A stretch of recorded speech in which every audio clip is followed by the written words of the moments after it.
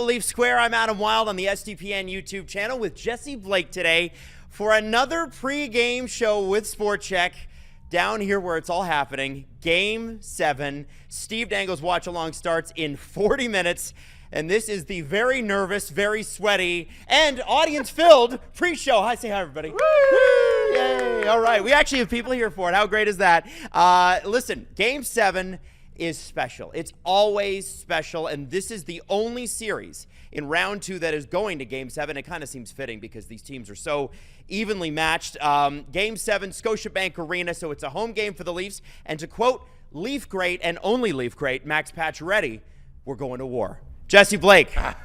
Yes. I before we get into anything else, I just need to know how you feel inside. What's your chest telling you right now? Oh, I'm not playing. Like, I'm good. I know, but as a fan, how are you feeling? I get to go in there. I get to watch these guys on the ice do their thing and have all the pressure of Toronto and all the pressure of the fans in Florida on their backs. I'm not doing anything tonight. So you're feeling good? Are you feeling loose? It's Game 7. I'm just excited for the sport of it all. You should, like, we're at the peak of sports right now, right? Like, this is awesome. I think you're lying. I'm just excited for the entertainment factor. I think you're lying. Lying about what? I think you're lying. You don't feel any bit of nerve at all? I am excited is my feeling. Okay. I'm excited to watch these two teams compete, these two very good hockey teams go out on the ice and compete. I've been watching all day the PGA Championship and watching Scotty Scheffler like crumble down the end of his 9 holes, and I'm watching the Nuggets and the OKC Thunder play in a Game 7,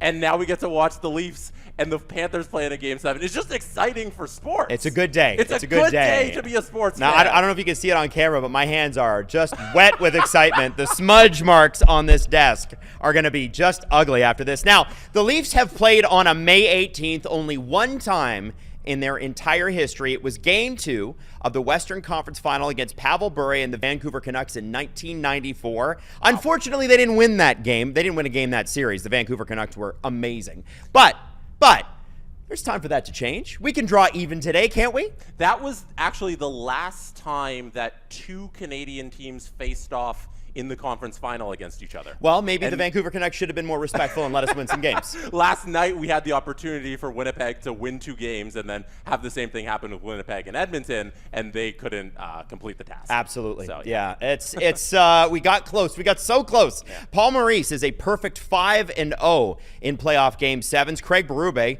2-1. The one loss was in Philadelphia when he was the coach way back in 2014.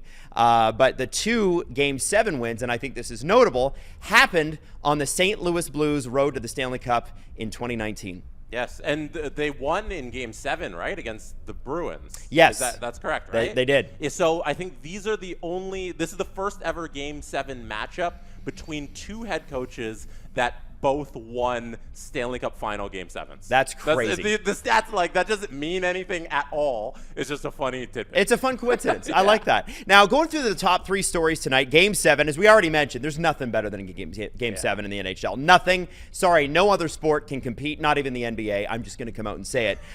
What was the mood at both morning skates today, Jesse? I know you were attending. You talked to the players. Did you get a vibe from either team?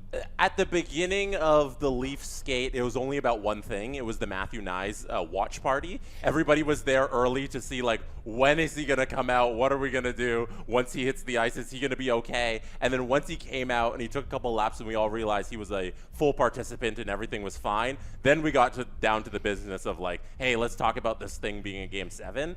And the guys we talked to are the calm guys. It was Tavares, it was Willie, and it was Morgan Rielly, and obviously the head coach. 3 big personalities. Right. So out of those 3 guys, the Leafs know 100% what they're doing at all moments. It is a very controlled environment. And if you're going to talk to 3 people on the day of Game 7, it's going to be the 3 people who are the least affected by anything that's going on, and that's those 3 guys. So calm atmosphere at morning skate. What about the Florida Panthers? Panthers were good. Not everybody skated. It was an optional skate. I think they had like 13, 14 guys out there or something like that. But we did hear from Matthew Tkachuk, which was fun. He was, I think he was a bit fired up. You know, he relishes the moment. He relishes these situations. And he kept preaching about how, like, the team has trained all year long to play in Game 7s. They are built for Game 7s, and they get to go out there and show everybody that they are built for this and that they can take care of business. I think Matthew Tkachuk is like a pig in its environment tonight.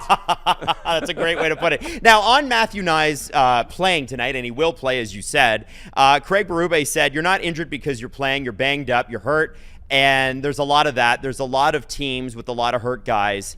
And he said you just can't sit out these types of games. Do you get a sense of Matthew Nye's ability level, like percentage of health? Like what are we looking at here? I think he's definitely banged up to an extent that's above the normal. You know, everybody out there has played a lot of hockey all season long. They all are dealing with something. But just based on how he left last game, how quickly of a turnaround it is, he did participate in morning skate, like I said, and he did everything. He was on his line, but he didn't push it at all. And they're gonna shoot him up with whatever they do. That's legal. You know, you can shoot people up with and get them ready. The Advils and the Tylenols, and whatever else they have behind the scenes. But you can't help but wonder what percent he's at. And I 100% don't think it's 80.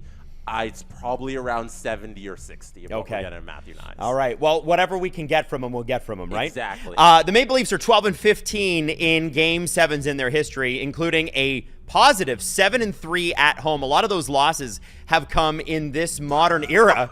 That might shock you, but I think they had a pretty positive record in Game 7s until 2013 and the collapse there, but that was in Boston. And then there was 2017 and 2018, both in Boston. And then there was, 2018, 2019, and then there was the pandemic against Columbus, and then there was the pandemic against Montreal, and then there was Tampa in 2022 as well, a game that you and I were at and saw Tavares tie it up, and then the worst referee in the history of the game called a pick on Justin Hall, and they called the goal back. 7-3 at home in their Game 7 history, Jesse. Yes. I also want to drop this on you. The Maple Leafs' run of 6 consecutive Game 7 defeats is tied with Ottawa for the second longest stretch in NHL history, behind only the Colorado Avalanche, who are 0-7. And that streak is active. That is active right now. Yes, that is an active streak. Actually, so is the Ottawa one. Yes, that as well. Yeah. The Leafs also, as I mentioned, lost the 2020 winner-take-all Game 5 to Columbus. The team that scores first is 150 wins to 50 losses in the NHL's 200 all-time Game 7s.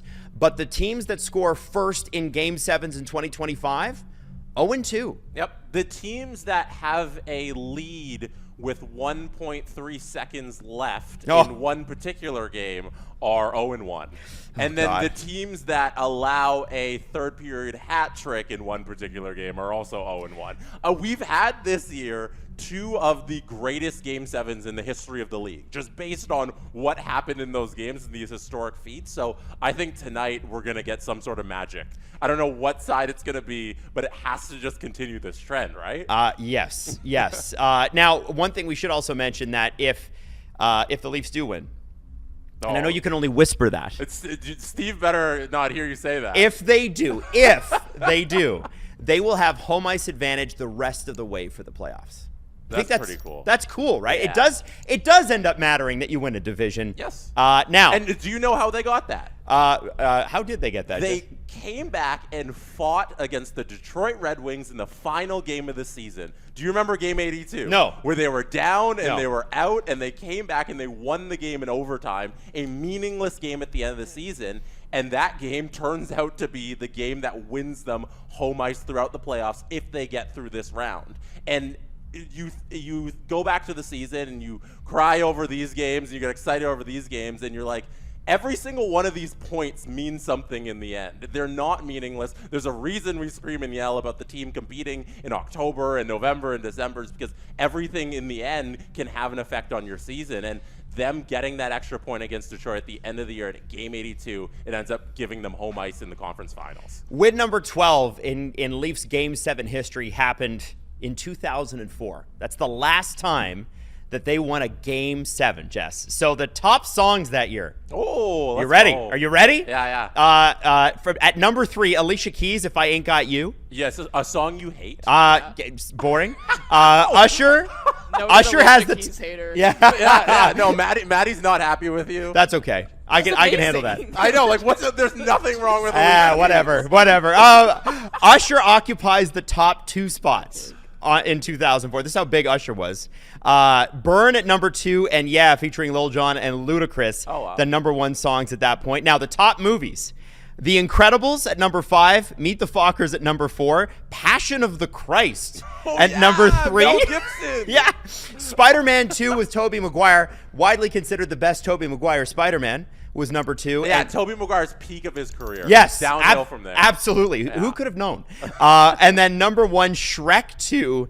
It only at that point earned $441 million, which is roughly equivalent to $1.2 billion in today's dollars, which is kind of crazy. Harry Potter and the Prisoner of Azkaban also on that list at number 6. The top book was The Da Vinci Code, which is kind of crazy to think. And the top watched shows were Sopranos, House, The Wire, The Shield, NYPD Blue, Deadwood, and The West Wing.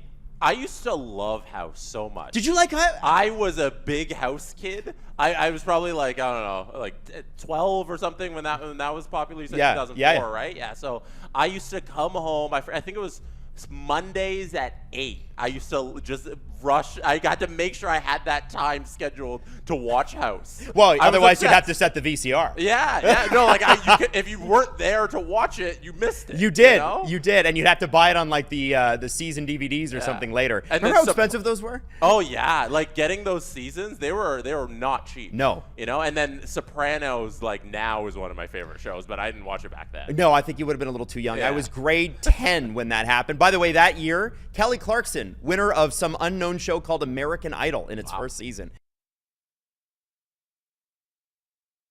Last game, Matthews and Marner finally got it done. Okay? They finally got it done. It was a great goal, and people were like, okay, that's fantastic. But Jesse, I think the key to this question is how.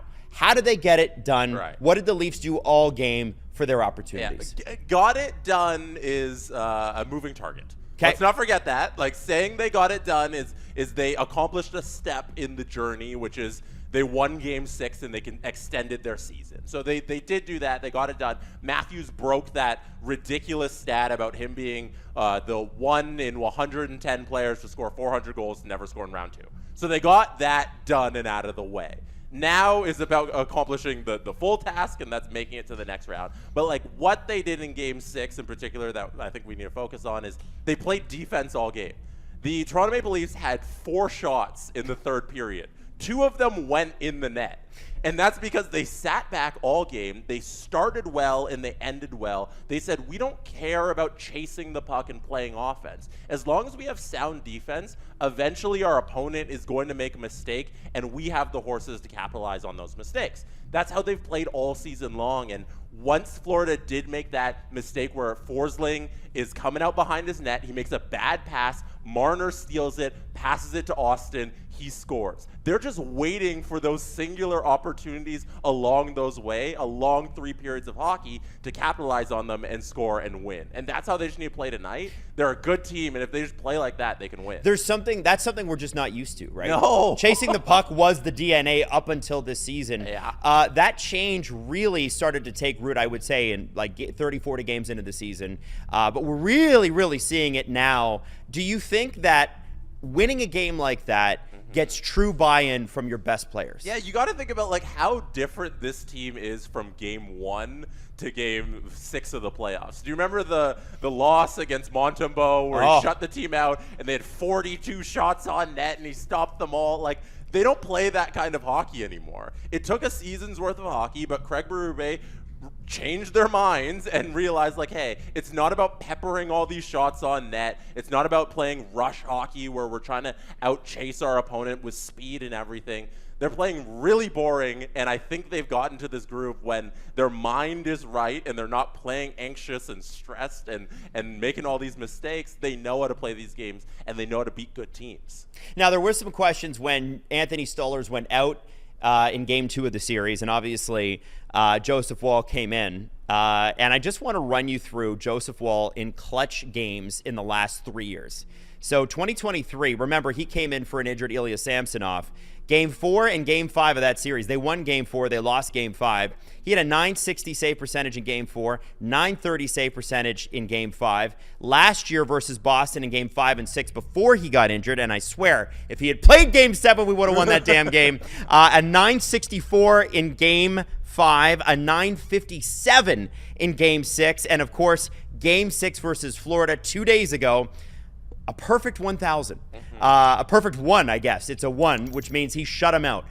Joseph Woll is ice in games like this. What do you expect from him tonight? Yeah, Adam, you've been one of the biggest drum bangers for Joseph Woll. I love him. I love him. I remember us doing this the game after Joseph Woll came in relief of Stallers, and you talked about should the fans be confident in Woll? And I think we had a little discussion about that, and I think we both agreed that they should, because he's proven now in his limited time as a starter that he can be amongst the best in the league. He's not Anthony Stallers, where he's going to lead the league in save percentage like Stallers did, but he's right up there with everybody else. And in these big moments, that's all you kind of need is a competent starting goaltender who can steal you a couple saves and get you the wins. And Joseph Woll can do everything that the Leafs need to win these games. The thing I've loved the most about him is his puck tracking in traffic. One of the things that they teach you in that USA hockey program is if you're squared up to the puck at all times, your chances of saving it go up tenfold. And he is always in position. We've had so many goalies: Samsonov, Mrazek, Campbell, sometimes Freddie Anderson too, where it's you guys know where your posts are tonight? Are you sure? And I saw a little bit of it last night with Connor Hellebuck, who we're going to talk about in a little bit, where overcommitting on slides to the left, slides to the right, cutting angles too much, and then leaving yourself exposed if somebody decides not to shoot and goes around the net. Joseph Woll doesn't do that. It's just very much a straight on the shooter, straight on the shooter, straight on the shooter, and he's able to kind of angle people off. If the defenseman can clear him in front of the net, if he sees it, he's stopping it, and I'm really looking forward to that. So we will come back to the Leafs at the end of this, but I will say we are about, so that's minute 17. We're about 23 minutes for Steve Dangle taking over for the Watchalong in Game 7. Adam Wylde live with you from Maple Leaf Square, where it's all happening. Game 7 is right there. It's going to happen right there. Adam, don't forget. What? People need to like this video. Oh, yeah, I guess you should like and stream. Maybe you should like and subscribe. They need to subscribe. Maybe if you're here for Steve's Tears, you could still like the video. Yeah. Helps us out. No matter why you're here, to watch people cry or to watch people be happy, hit like. Now, there are a lot of Panthers fans joining these chats. Hello. Yeah, and they've been a lot of fun, actually. They've a really good sense of humor. Now, one thing I have to say is during Game 6, Jesse, there was a $15 watch-along party inside the arena. Yes. They sold out the lower bowl, and there was one guy there who dared to show up in a Brad Marchand Bruin jersey, and every time he got up to go pee, every time he went and got a beer, the entire arena would boo him. There is one guy right now that I can see outside of Maple Leaf Square, just one, wearing a blank Bruins jersey.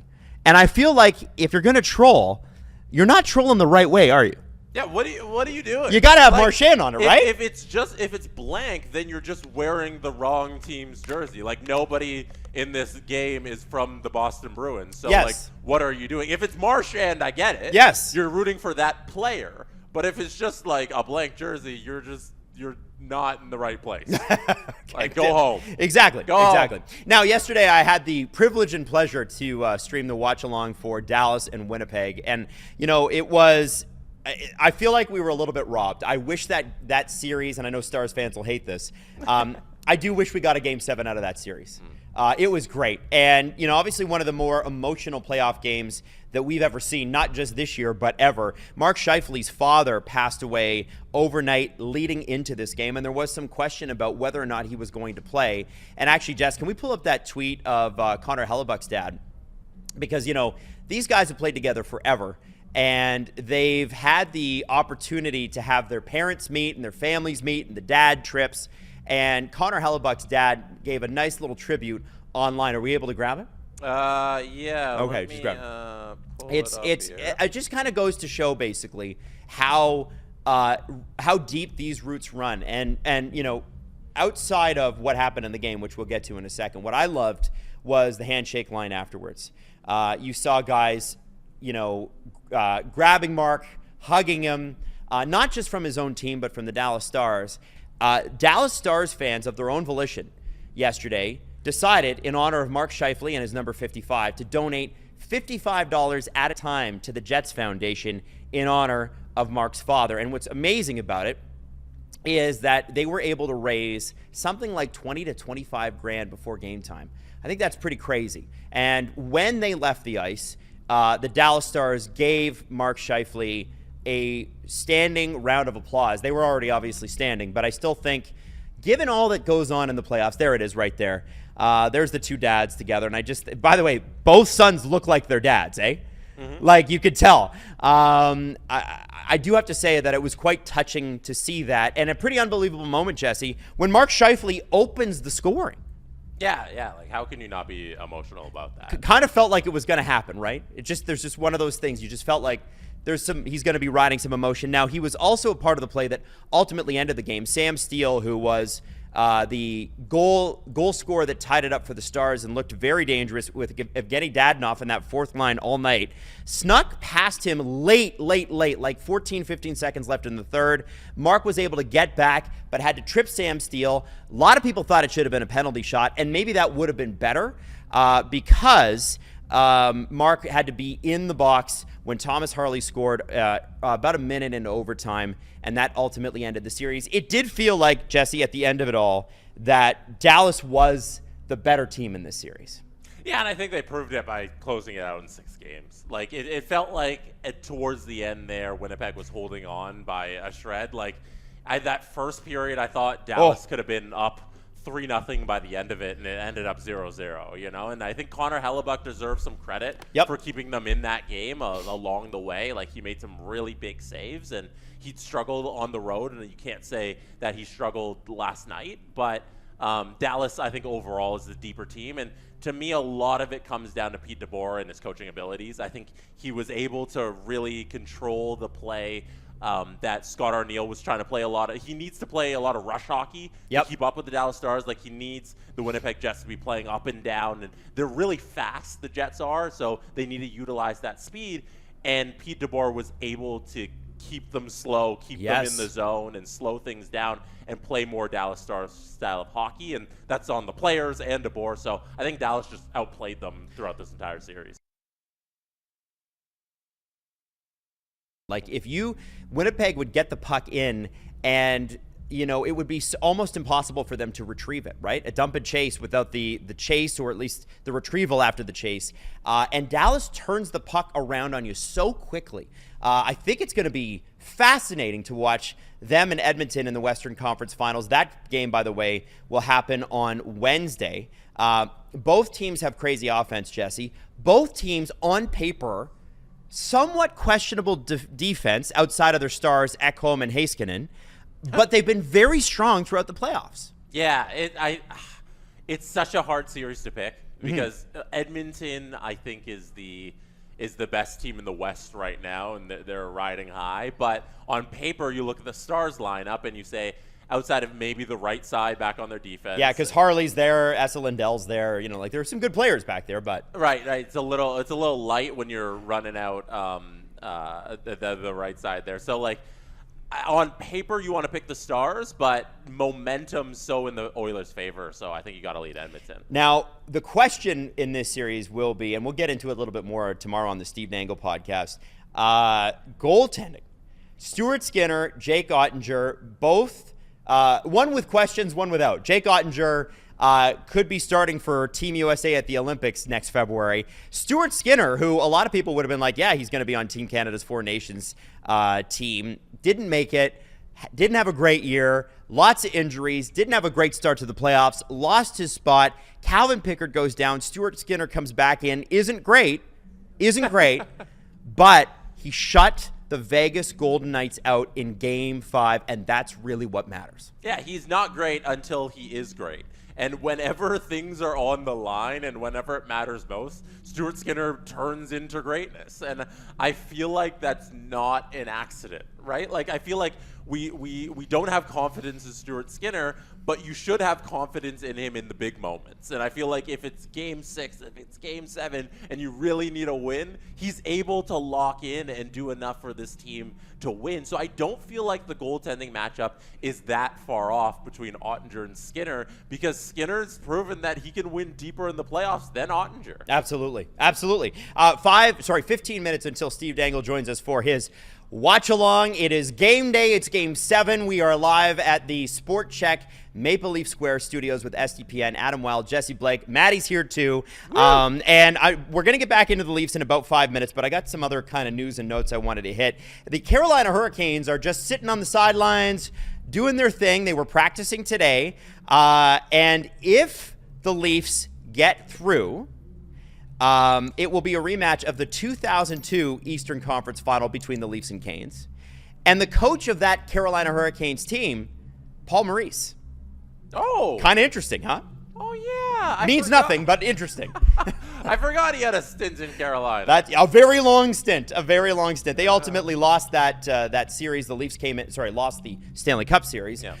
The Leafs came in pretty battered up and injured. Alan McCauley was on an absolute heater, but they needed their depth to step up because guys like Matt Sundin were really, really struggling. Now, Sean Gentili from The Athletic said this about the Carolina Hurricanes. Call them ugly, call them boring, call them bad TV. And don't worry, Sean, I will.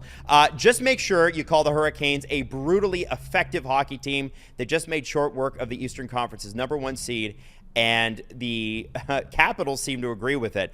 Dylan Strome said Washington, he was talking about Washington and the fact that they scored 1 power play goal the entire series. He said, we tried a bunch of different things, and ultimately it's on us that we couldn't figure out how to, you shouldn't have to dump in a puck on the power play. Yeah. That's crazy. Yeah. They play the best defense in the world. Like, nobody can play defense like the Carolina Hurricanes and control the game like the Hurricanes. I think they played 10 games so far in these playoffs, and in all 10 games they've played how they want to play. It's a lot of low danger shots by them and nothing by the defense, nothing by the opposition, and they've played that game 10 straight times. So it's weird to take a lot from the New Jersey series and the Washington series because I think Carolina was so overpowering to those other teams. Like, it wasn't really close, so you can't really take a lot from those victories, but you can't say that they didn't dominate. Right. You know what I mean? You can't say they didn't earn it, right? What do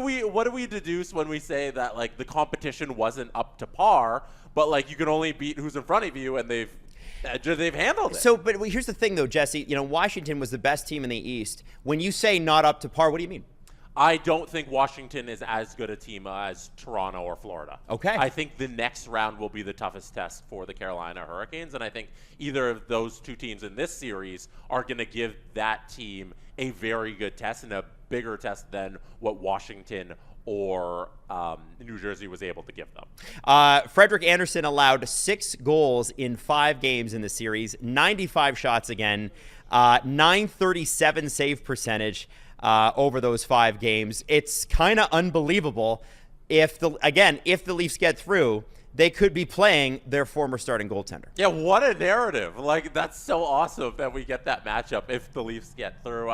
I still wonder if Freddie Andersen can make it through 4 rounds of hockey. Yep. He's never done it before. He's 2 rounds through, and it was pretty easy. 10 games is not that heavy of a load.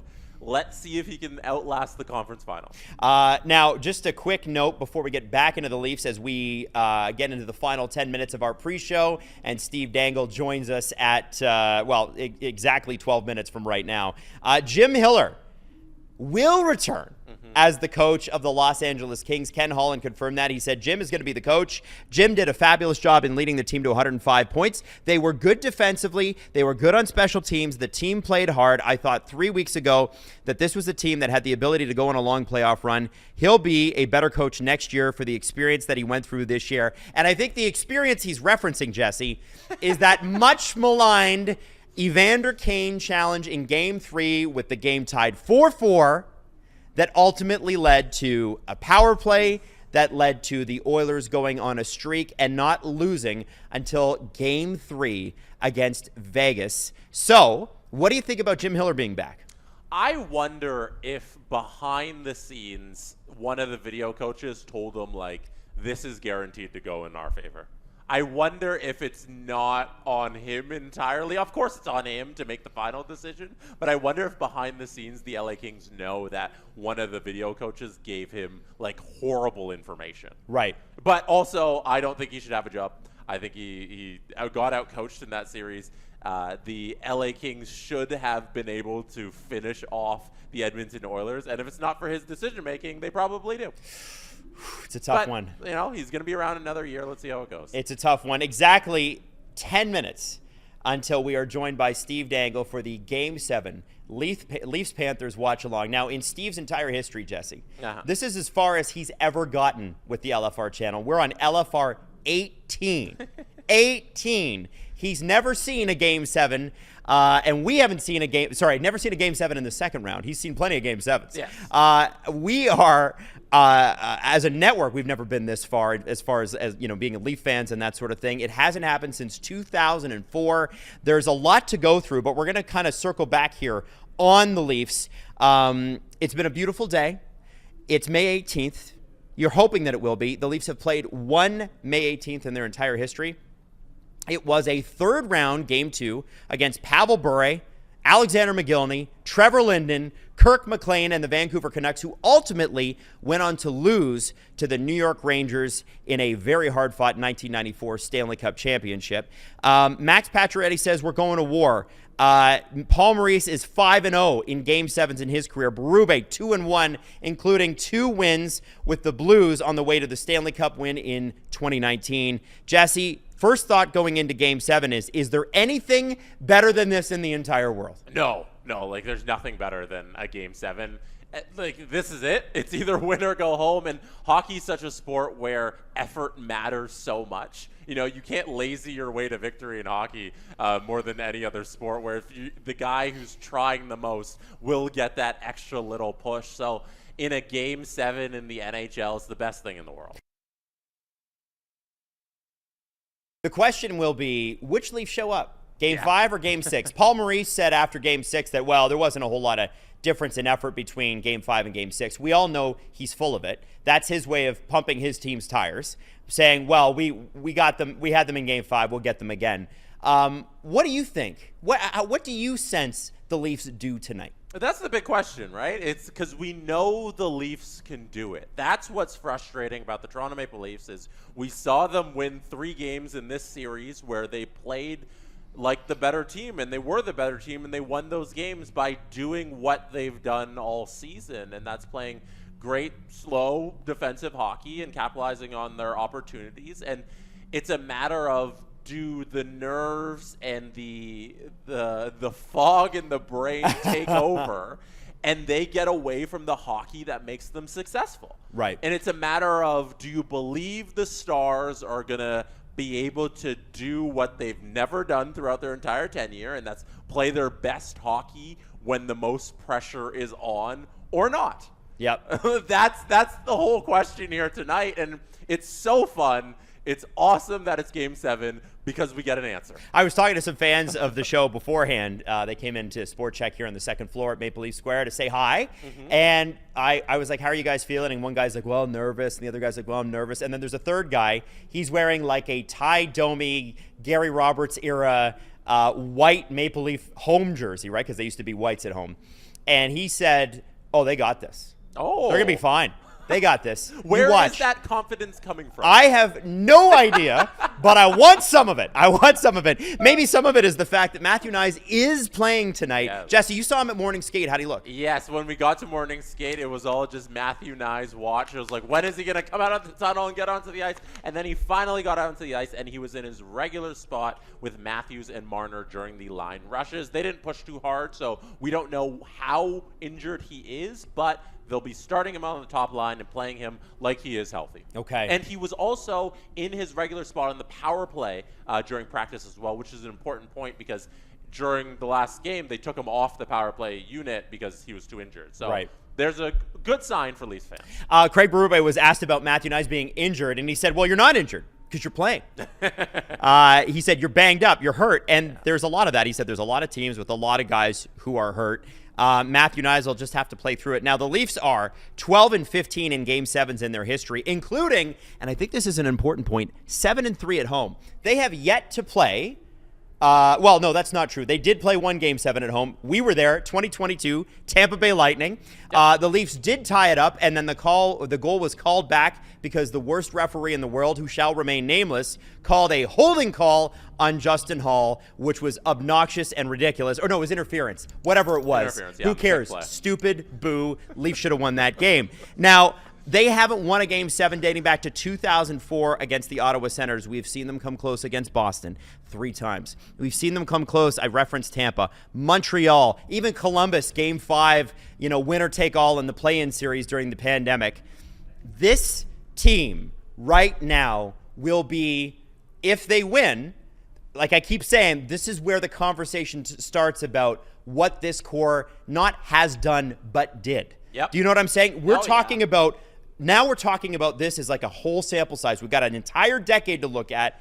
Jesse, do you think they're feeling that pressure today? 100%. Like the certain guys, I assume, are feeling it more than others, but you can't not understand that if you win one game here tonight, if you play great hockey for 60 minutes and you advance to the conference finals, you automatically become one of the most successful Leafs teams in the last 30 years. Yes. Like ultimately, yes. Go even further back if you wanted to go back to the Cups, because like they've gone to a bunch of conference finals, but you now enter that group of the successful Leaf teams because they haven't gone further than that. The conference finals kind of the ceiling, and you get to join the ceiling of all of those teams. Matthews, Marner, Nylander, Tavares, they get to enter the great Leafs conversation. And like, how can you not think about that even for a second while you're getting ready for the game today? There are banners hanging in the rafters, Jesse.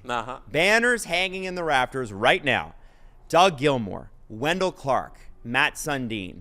Round 3 is the furthest any of them ever got in a Toronto Maple Leafs jersey. So I think you're absolutely right. Yep. We're talking about Legends Row kind of stuff here. Yep. And I don't know if you're thinking about that during the game or right before the game, but it has to cross your mind. Yeah, no, like you're right in line with all those guys. You accomplished the same thing in your careers as all those guys, and look how we look at those players. We look at back at them with that passion as the greatest Leafs we've had in our lifetimes, and they have an opportunity to get in there. You don't think about it during the game at all. Once the game gets going, they all said it this morning, it's just hockey. You're just out there playing your game. You're not thinking about those things. But beforehand, you got to think that they've thought about it a little bit. 2.5 minutes until Steve joins us for the Game 7 Watchalong, Scotiabank Arena. Oh, my God, I couldn't even say it there. That's holy man. It's a scary thought, is it not? It is. So let's have a little fun before we go here. The top 10 songs.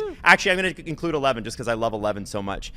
In 2004, the last time the Leafs won a Game 7, and that was against the Ottawa Senators, by the way. Tipsy from Jaquan at 11. Lean Back from Terror Squad, Fat Joe, Remy Ma. Goodies from Sierra. At 8, you had Hey Ya from Outkast. I Don't Want to Know from Mario Winans. At number 7. Number 6 was The Reason from Hoobastank. Number 5, The Way You Move from Outkast. Number 4, This Love, the first single from Maroon 5. Can you believe that? Oh, wow. If It Ain't You from Alicia Keys at number 3. And Usher holds the top 2 spots with Burn. And then, top movies included Shrek, Spider-Man 2, Passion of the Christ, Meet the Fockers, The Incredibles, and Harry Potter and the Prisoner of Azkaban. What was your favorite movie of those that I just mentioned? How can you not pick Shrek? Oh, it's the best. That was the best one, too. Shrek 2 is the best one. Shrek 2 is the peak of Shrek. Yes. No, Shrek 2. Spider-Man 2, also the peak of Spider-Man. Also the peak of Spider-Man. It's the best. It's the best. All downhill from there in Spider-Man franchise. About a minute till Steve joins us. That's Adam Wylde. It's Jesse Blake live on the SDPN YouTube channel. Getting ready for Game 7, SportChek at Maple Leaf Square. Make sure to stop by and get your jersey crested. By the way, Jesse. Can we get some likes? Drop some likes in the how are there so many people watching and not as many people liking the video? I did want to mention too. Yeah, exactly. The likes are free. Come on. What are you, cheap? I do want to say that the SportChek throughout the playoffs here, just this store, has sold about 150 to 200 jerseys every single home game. and about 100 jerseys every away game. And they can't keep William Nylander and Matthew Nyes in stock.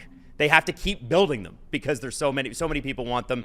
It kind of speaks to the playoff heroes. And with about 10 seconds to go and us handing it off to Steve Dangle, I just want to say, go Leafs, go. Let's get an Eastern Conference final appearance, shall we? Enjoy Game 7.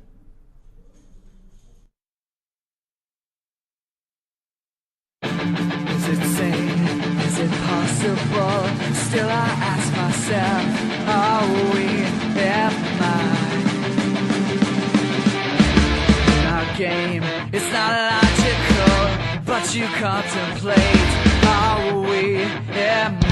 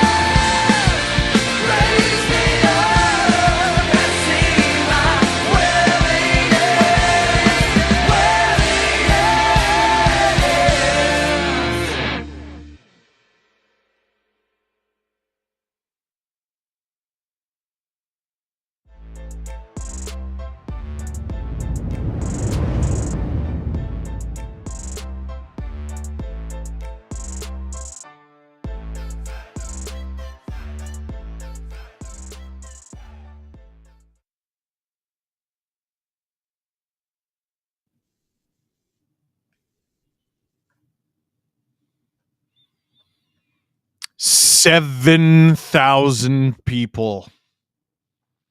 7,000 people are in here for Game 7.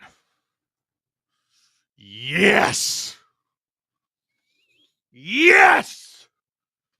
Yes! Ladies and gentlemen, boys and girls, children of all ages, it's time to let on the Lay it on the line. Lay it. I don't know any other words.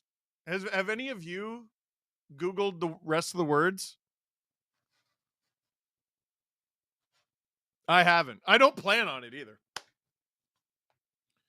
Steve Dangle here on the SDPN YouTube channel. Toronto, Florida, Game 7. We're going to be watching along, and this watch along is brought to you by SportChek. Whew! Let me tell you about SportChek. Take your mind off of hockey for a second, because SportChek, Etobicoke North Queen, is your destination for everything pickleball.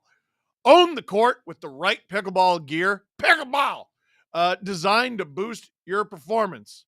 Whether you're new to the game of pickleball or a complete professional at pickleball, SportChek has multiple options to match your skills, including paddles for pickleball, balls for pickleball, shoes, accessories, clothing, and pickleball sets. So visit SportChek Etobicoke, North Queen, for your pickleball needs today.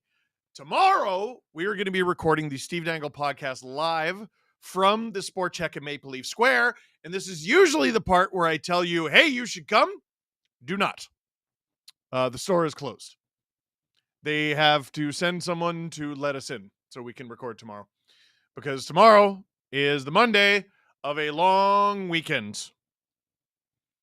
And it is going to be a long weekend regardless of the outcome tonight. Hawks 23. I believe the phrase is, it's time to duel. Is that? Pouring one out for the old hockey gods and the new. May the pucks bounce ever in your favor. As a Jets fan, just to annoy that Florida co-owner, let's go Leafs. Man, I don't even think we talked about that on the show. We probably should. The Shadier Twin. Let's all put a like for some puck luck tonight. We're already at 2,300 likes. We got to get that higher. It's free. It takes a second, and it helps us out a whole big bunch. Matt Mann, thank you for the 5 SDPN memberships. Thanks for the World Junior update last episode. No problem. We will continue to do that. James Stemler, 3-1 Leafs, 2-1 with an empty net, but you put the letter M and T. That's very clever.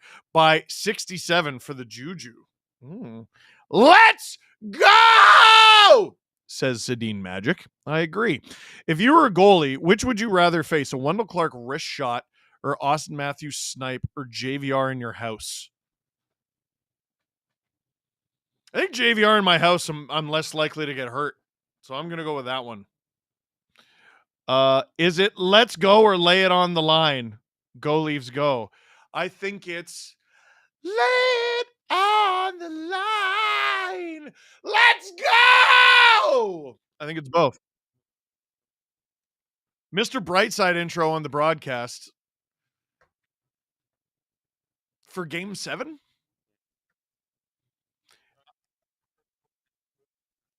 I predicted game first goal and the score last time.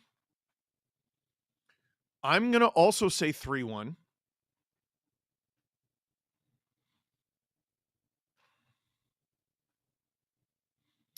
This is so weird. So weird.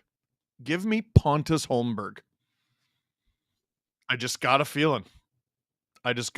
Now, you have to call me a friggin' wizard if I get that. I said Matthews last time, even though he had never scored in the second round. That's not that impressive. Holmberg scores the first goal at a Game 7. You got to, I think, worship me as like some sort of demigod. Steve, this is from Colin Campbell. Steve, Gregory told me you've been talking smack and have no respect for the Hall. I'm on to you. Go Leafs, go. Diane, thank you for 10 SDPN memberships. Feeling the blue-footed booby energy. Yeah, boobies. Blue-footed boobies. Anyone who wasn't in the stream last episode for Game 6 is going to be very confused. We're a big blue-footed booby show. I feel Lawton has played great. He scores. I thought about saying him. Stolers is backing up tonight. Isn't that nuts? Hi, Steve. You are my favorite way to watch the game. Thank you. Which will it be? Brad or 10 the goal? Playing the odds here and saying Brad. Wes Richard gifted 5 SDPN memberships. One time, dominate, start to finish, be the best. Lay it on the line. First lyric is, it's the same old story all over again. Perfect for Leafs fans, says Ty Smith. Ty, I'm glad you're still here, buddy. If Marner slayed his dragon at 4 Nations, the team can slay their Game 7 sudden death dragon. Well, Mitch needs to be part of that too, and he was in Game 6. By the way, I am simply not going to be able to keep up with the sheer pace of Super Chats tonight. It is usually pre-game. I'm able to keep up. Not even close. This is Matthew's 6th Game 7, 67. I love that. The first boo from the crowd equals total breakdown. Steve, you need to play the Bird board game Wingspan. Win or lose, Leaf and SDPN fan till I die. I think we all know this game is going to overtime. Ah! Jesse has the crab people. Adam has the grippers. Steve has the blue-footed boobies. Boo people. Blue. Mrs. Dangle cheesies. Buddy. I came prepared. Been a fan since 2017. Love you, Steve. Also, Mrs. Dangle isn't here right now. She's on her way home. She dropped her parents off at the airport. Who's watching the kids? It's my mom. Yeah. I'll be right back. Hello from Croatia. Go Leafs, go. And is it a bird? Is it a plane? It's a Leafs win. With Stolar's back on the bench, what's Woll's leash tonight? A long one. I think Stolar's is just there to mess with the Panthers, honestly. Realistically, you don't want to be using him. If you use him, that means Woll either stunk or got hurt. And I don't like either of those things. 3-1 Leafs, so it wasn't 3-1, but it is 3-1. Is Steve wearing pants? Yes.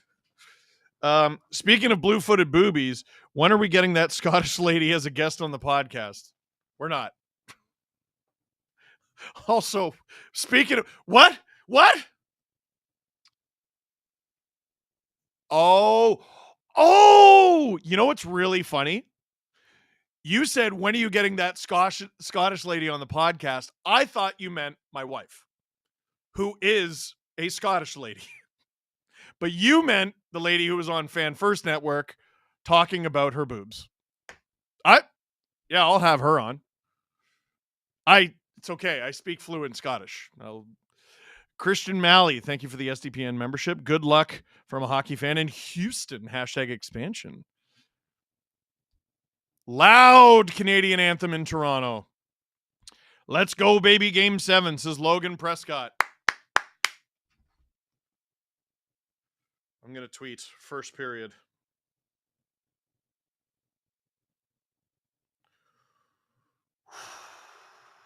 How we feeling, everybody? I was tired.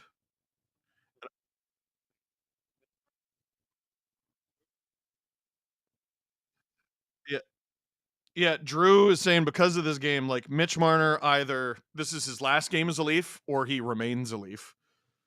I don't know if it's quite as binary as that, but I mean, if they don't win, I'm fairly confident it's his last game as a Leaf. If they win, anyone's guess. Stolers is backing up. I'm here for a Leafs loss. How dare you? Have to ask the question, are you in? Good question. The anthems are over. And here we go. Girlfriend is all nerves. I want to throw up, says Dan. Same. No, my wife's actually pretty cool. Although she sent me a TikTok of this woman praying for a Leafs win so her husband wouldn't be in a bad mood. And I thought, oh, that's really funny. That's a really funny TikTok. I'm going to send it to my wife. And then I looked down and she reposted it and was the reason that I saw it. So I'm not that hard to work with, am I? I'm not. Oh, baby. Drew, how many game 7s have I streamed? There's like for the Leafs. We did 2021, 2022, last year. This is number 4. Fourth just Leafs one. I did the Stanley Cup final last year. I think I've done game 7s for other series. So this is at least my 5th game 7. 4th for the Leafs. Face off in Toronto. The Panthers come up with it, and they will smash it down the ice. McCabe, Tanev, hard around. Oh, boy! Barkov backhands it, and it's behind the net. That was just a pure bounce. Matthews comes up with it to Marner. Let's slow everything down. He airmails it into the Panther zone. That won't be enough for icing. Francois Lebel, go SDPN, go. I friggin' agree. Seth Jones being shadowed by Nylander. Mikkola. Up the ice, on to Woll.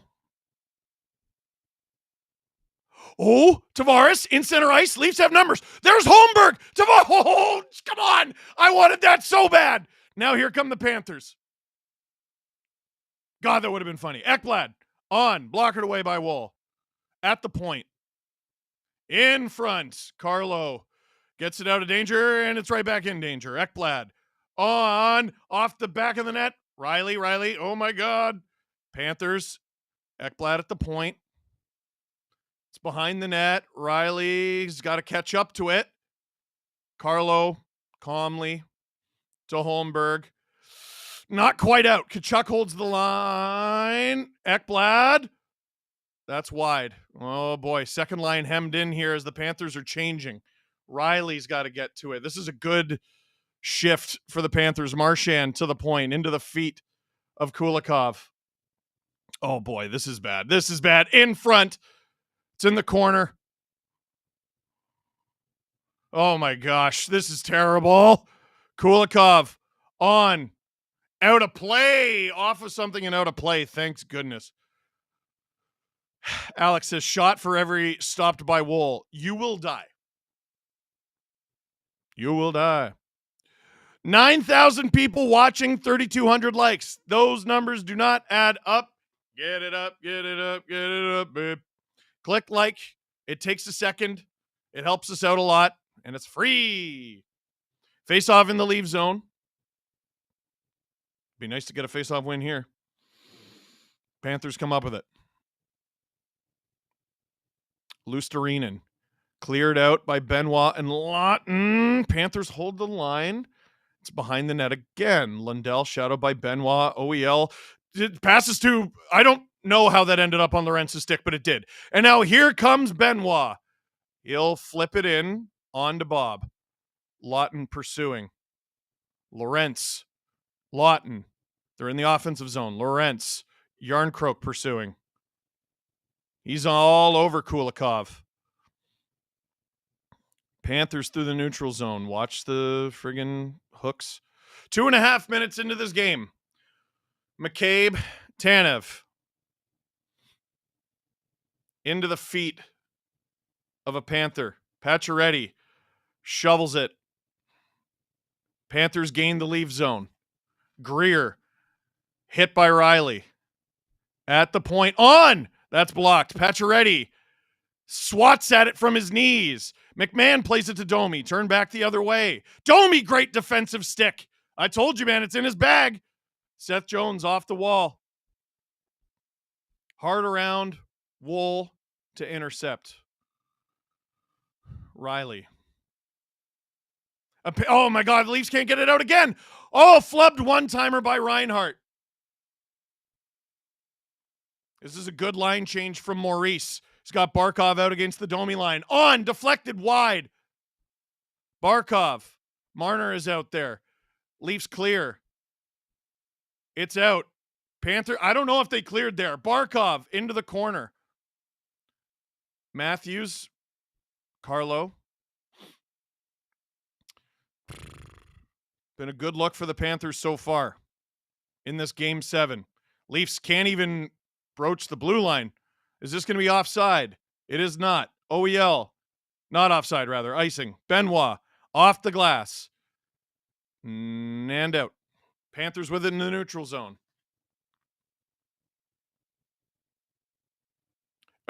Seth Jones, shadowed by Holmberg. Willie. Mikkola, that shot is blocked. Boy, it's been a lot of ozone time for the Panthers so far. Benoit takes his man to the boards. Holmberg catching up to the puck. Jones plays it on his backhand. He's at the left point for some reason. Verhaeghe can't get that shot through traffic. It's Mikkola has it. It stays in play. On. Stopped by Woll. Jones. On. Wide of the net. In front. Swatted away. Tavares airmails it. Goodness gracious. This is quite the start for the Panthers. The Leafs holding on for dear life, and the game's only just begun. Panthers behind the net once again. Oh no, Verhaeghe! Lorentz gets that out of harm's way. Behind the net to McCabe. Lundell all over him. Turnover! Marchand! Behind the net. Tries to center. Puck taken off him. Holy cow. Lawton doing his best. Stopped by Woll, and we got a face-off. All Panthers all the time to start game 7. But the score remains 0-0. Wow.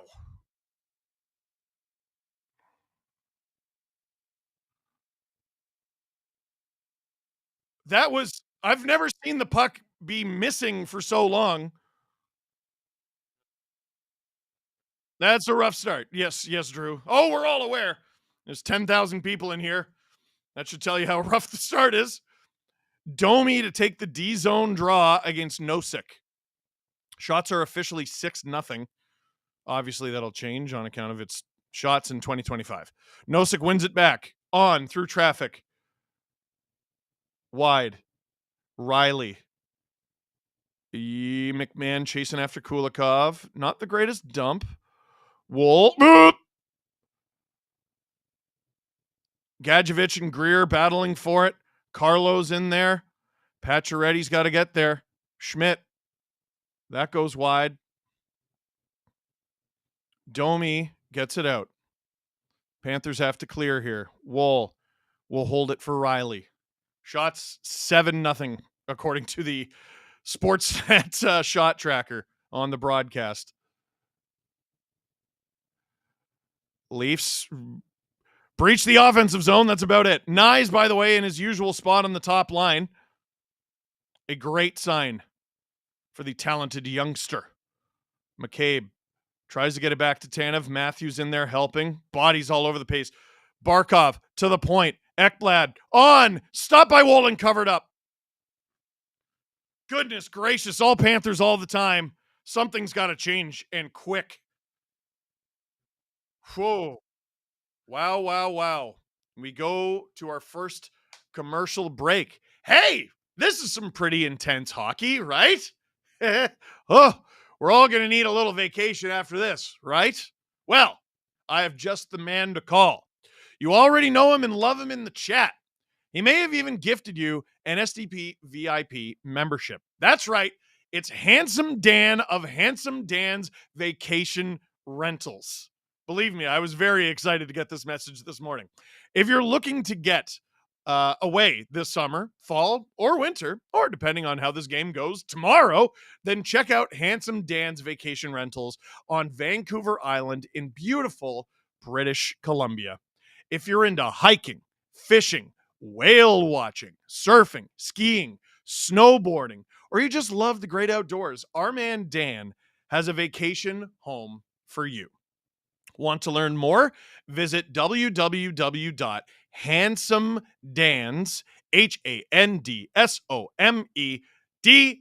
DANS.ca, and check out rentals in Port Renfrew, Fairy Lake, Mount Washington, and more.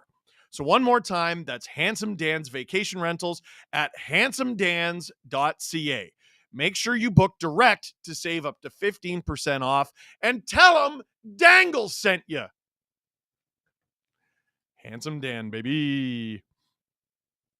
From Gage. Fun fact, despite appearances in 2023, 2019, and 2009, the Canes haven't won a game in the Eastern Conference Final since their cup run in 2006. What?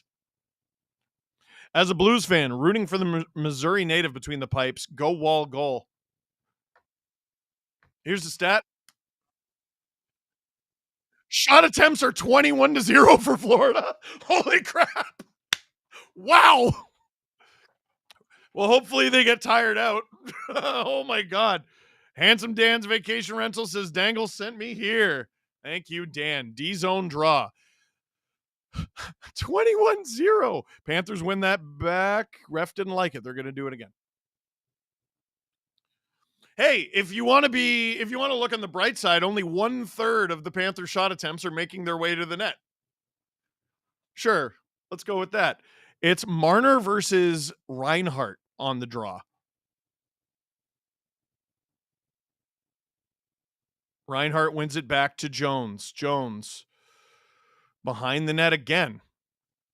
There's a traffic jam. Marner comes up with it. He's going to rush it out. Tries to get it to Nyes. Sort of does. But Jones says, get out of here. Here comes Barkov with speed. McCabe on him. Nyes on his man. Puck gets away from everybody. Where is it? It's along the half wall. McCabe with it. Little over 7 minutes gone here in the first period. No, it's not a great start. Yes, it's a tie game.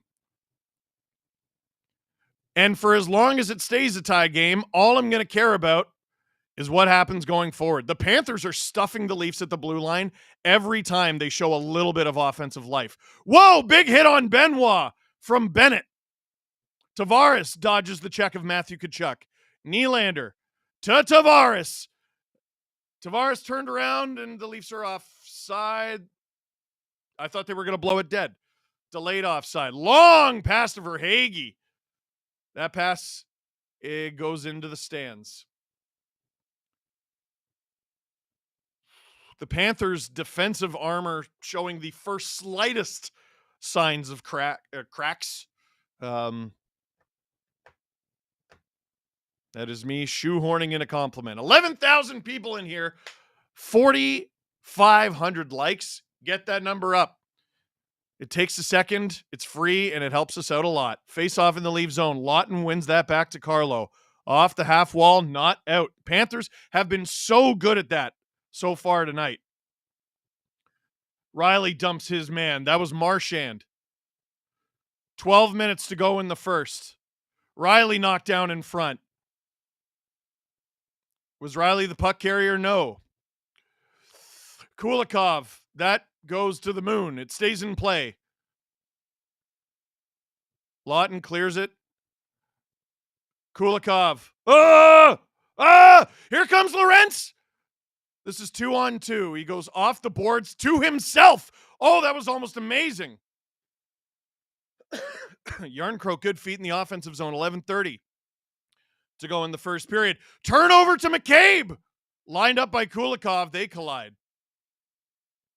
Leafs avoiding the too many men. Here's Max Domi. Chips it in. Oh, come on. They're not going to call that, but. Now here come the Panthers. Blockered away by Woll. Where is it? Out of play.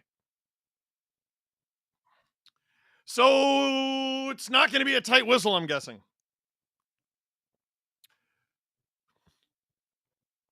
Steve, not a Leafs fan, and hope y'all lose. No, not a good start. But God, you make my day.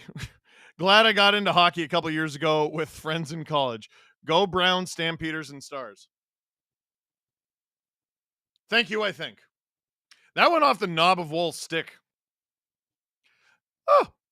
D-zone draw, 11:05 to go in the first. Matthews wins that.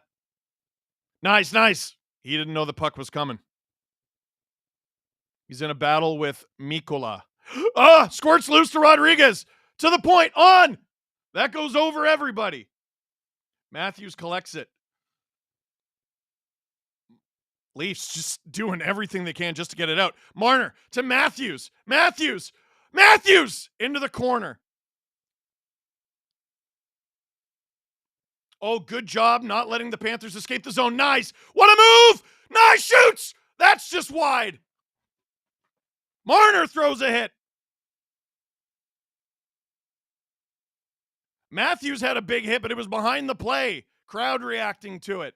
Bennett, chased by McMahon. Panthers get out of their zone. That's the first Leafs real sign of life offensively there. Riley, up the ice. McMahon after it. In the O-zone, you'll be happy to know. Domi tries to find patches. Doesn't work. Domi, McMahon. Domi. Pacioretty! Oh, he swats at it! Didn't get enough. Domi still battling. They're chasing Forsling, who evades the big check. Tkachuk gets it deep for Bennett, who battles Carlo. Almost in front. Riley. Domi needs to change here. Get it out. They do. You got to change, Max. Panthers dump it. Marchand battling for it. No Leaf takes him. Riley gets it out. No ice. I don't believe the Leafs have iced it yet, which is surprising considering. 3-on-2 Florida. Marchand loses the handle. He's nervous. He's not used to these situations. That's a joke, see. Nylander. Partial break. Lindell is there. Nylander misses wide. He rushed it a little. Leafs get it deep. Nylander sandwiched to the boards. Benoit. That's a little wide. OEL holds the line. Holmberg. Willie. Where is it? Willie collects it in his feet. Willie holds the line. Power move through everybody. Tavares. Willie. Stopped by Bob. Oh, what a save. 8:23 to go in the first as we get a whistle. Wow. You mentioned this could be Marner's last game depending on how it goes. Isn't it a little wild basing a Marner extension based off of how well this game and playoffs go when you have a 10-year sample size? Yes. But it's sports, and sports are weird. As we go into a commercial break, holy smokes. Hey, have you got the passion? Well, do you want others to know that you've got the passion? Well, SportChek has new Maple Leafs tees, hoodies, and hats in stock from Mitchell and Ness. I saw the new collection downstairs at the SportChek at Maple Leaf Square location, and everything I saw looked incredible. I especially like the new Matthews, Nylander, and Nyes tees, and might I compliment their jersey lettering and numbering skills. They did a Matthews jersey for my son. I asked for Matthews 34 on the back, forgetting to say make it a captain jersey. I didn't have to say anything. They just put it on. You wear these around town, you're going to be getting high fives from fellow Leaf fans all day.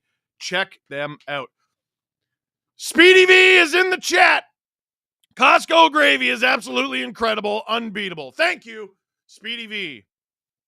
Fellow Felix Potvin fan here from Belleville, Ontario. Go Leafs, go.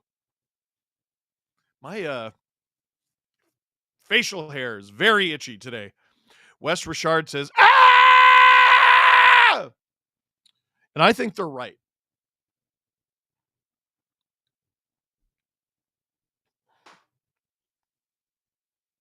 Thank you. I'm sure you can hear me. My neighbor texted me, good luck. Bieber is sitting behind the Leafs bench. Love that. He's wearing a pink fluffy coat. Yeah, I might see him from like the high cam. Ozone draw. My local radio station played Quiet Riot's Come On Feel the Noise just before the game. Come on, Leafs. Feel us. Jenny, is that how it's spelled? Matthews, ozone draw to Marner, to OEL. Behind the net for Matthews. Oh, Michigan in a game 7 would be just psychotic stuff. Rodriguez can't get it. He does. Here comes Barkov. It was a bouncing puck. They're digging behind the net. Bodies flying. Benoit staples his man. Matthews is an animal tonight. Wins that puck battle. Gets it to Marner, who gets it to Benoit. 7:45 to go in the first period. Benoit hands it off to McCabe. Goes for a change. McCabe to Lorentz. Oh, gets around Ekblad. Taken down. They're going to let him play. That's a trip. That's a trip. Come on, man. I mean, the standard is set. Lawton in front. Yarncroke. Where is it? Stopped and covered up by Bobrovsky. 7:17 to go in the first. I mean, they're really letting him play tonight.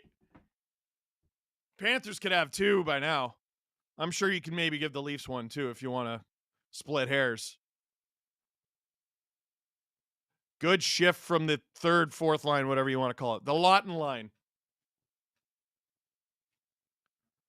7 for 7, hoping for some USA chance for Matthews and Patches, says Cody. Thank you.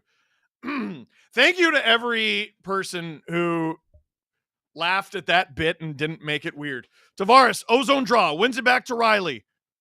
Down low for Willie, who lets it go.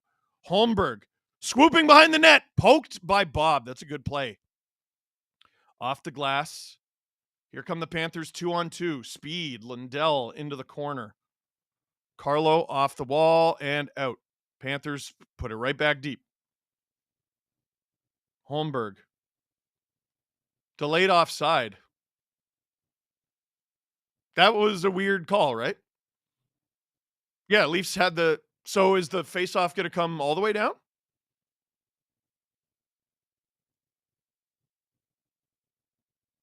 That's a very weird call. From Amin. It's 4 a.m. Don't need coffee. Fueled by the passion. Face-off is at center ice. Sure. Domi wins it. McCabe. Up the ice. McMahon. Finds Domi. Partial 2-on-1 with Patches. Directed wide. Tanev. McCabe. On through traffic. Rebound. Stop by Bob. Tanev. McCabe. Felt like you could have made that pass sooner. Tanev. McCabe. McCabe through traffic again. Where is it? It's off the back of the net. Greer clears it. Is this going to be ice? Yeah, I think so. It is. This might be the first whistle the Leafs have gotten all night. 6:17 to go in the first. Daniel says, hi, Rick and James. As a Red Wings fan, we will take a star off your hands if this game fails. Get out of here, you vultures. You vultures, we ain't no carcass.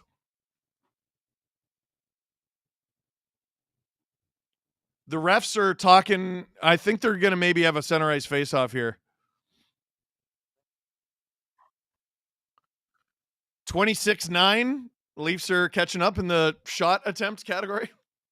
Center ice face-off. Nice comes up with it. Or does it go out of play? No, it does not. OEL in the neutral zone, now in his own zone, over to Benoit, who misplays it. OEL to Benoit in his feet. Oh, my gosh. Marner to Matthews. Off the boards. Marner. OEL! Oh! Just out of his reach. Leafs have woken up here. Puck comes all the way down the ice. Woll plays it to Benoit. Goldney says, let's go Oilers. Okay.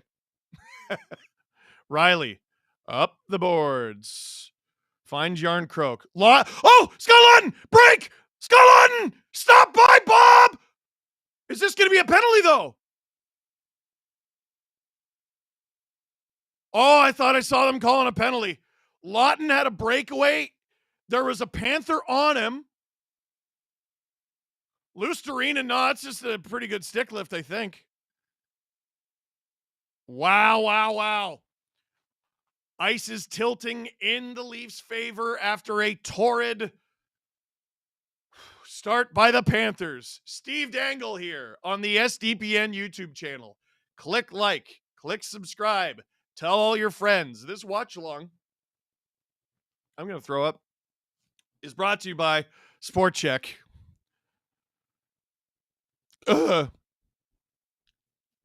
Win or lose, we are going to be recording the Steve Dangle podcast tomorrow, live from the SportChek in Maple Leaf Square. Usually I would invite you to come watch, but I don't want to see you. No, I'm kidding. I would love to see you, but the store will be closed. Doing those shows live in front of people has been so fun. It adds a completely different element. Like, you have no idea what's funny, what isn't. You think. You're like, oh, I thought that was funny. But you don't know until people are there and they tell you through laughing or not laughing. Drew says, have you been embarrassed with a bad joke yet? You can't. You just have to, when you say something that very obviously and quickly stinks, you just move on. You don't sit there and go sorry to everyone all at once. Also, great strategies. You just try not to suck. Skylar says sent 5 STPN memberships. Thank you. The Beavers are right behind the Leafs bench, right behind Mark Savard.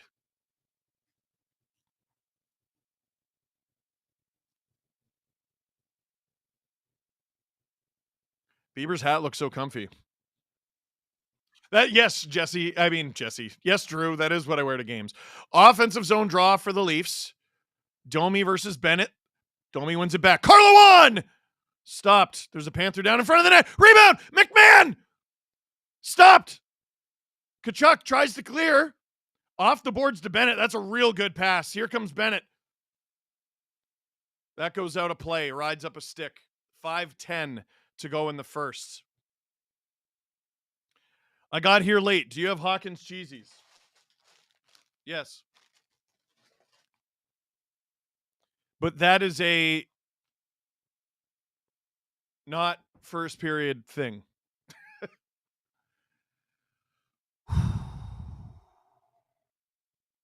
D-zone draw. It's Tavares against Bennett.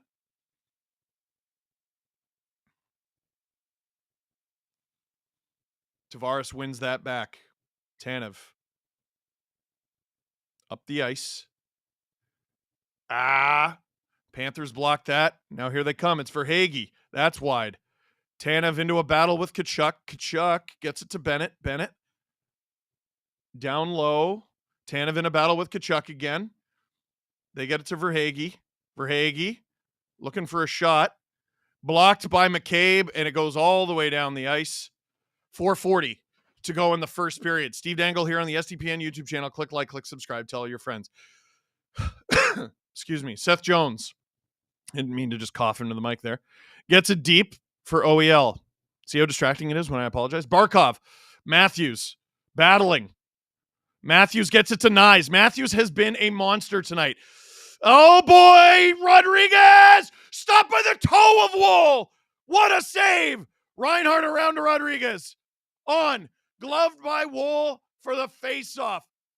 Matthews wins a huge battle there, and Nyes tries to get it to Marner, and it very doesn't work, and it leads to that fire drill.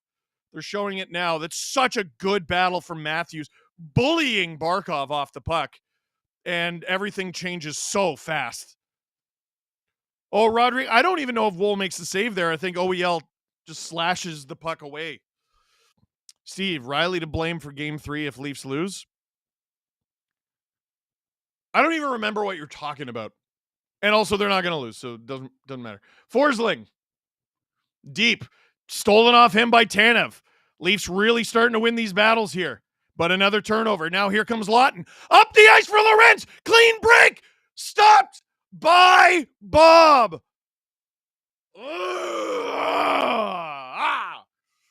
3:54 to go in the first. Lorenz and Lawton with breakaways. Yes, Drew, yes. Two elite passion havers. Great pass from Lawton. Lorenz, I don't think Lorenz knew how much time he had because one of the Panthers chasing him fell. He didn't know how much time he had, but, I mean, you got to make that decision so fast. Offensive zone face-off. This is Domi again. This line's actually been getting some sniffs. Panthers win that draw. Can they get it out? They don't. McMahon in a battle with Kulikov in front for Domi. Off the side of the net, Domi. For McMahon, Domi. McMahon gets it to Riley at the point across to Carlo. Carlo on. Stopped by Bob easily, but that'll be a face-off. 3:34 to go in the first. Boy. After the first 5 minutes of this game, I would say the Leafs look pretty good. Man, it was about 7 minutes, I would say. The shots were 7-0. The Leafs were getting run out of their own barn. Things have, at minimum, leveled up. So Barkov is taking the D-zone draw against Austin Matthews. Matthews to Tanev. Tanev to McCabe. Get in front. That it goes to the moon. I think he sent that straight out of play. 3:28 to go in the first. Someone's getting goalied tonight, feels like. Yeah. Why did the hockey player climb the tree? He wanted to be a Maple Leaf. Thank you for the stream, by the way. Thank you, Anastasia. Does Steve turn into the Blue Hulk? Stick around and find out. Reinhart for the D-zone draw against Matthews. Panthers win that. Nice. Holds the line. Tanev. Matthews! Shot! Stopped by Bob, and we'll have another face-off. 3:18 to go in the first.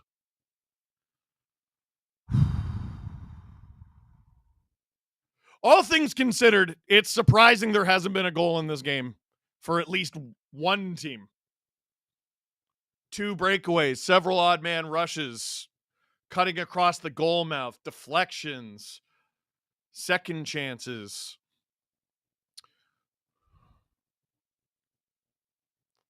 Tavares out there for the ozone draw. Panthers win that one. Willie again pinches the boards. Tavares. Panthers come up with it. They dump it in. Oh, that went out of play. 3:04 to go in the first. Did he gain center? Because if that went straight out of play, that's a penalty. I'm guessing he gained center. I wasn't expecting the shot to go straight out, which is why I wasn't really paying attention to exactly where he was on the ice.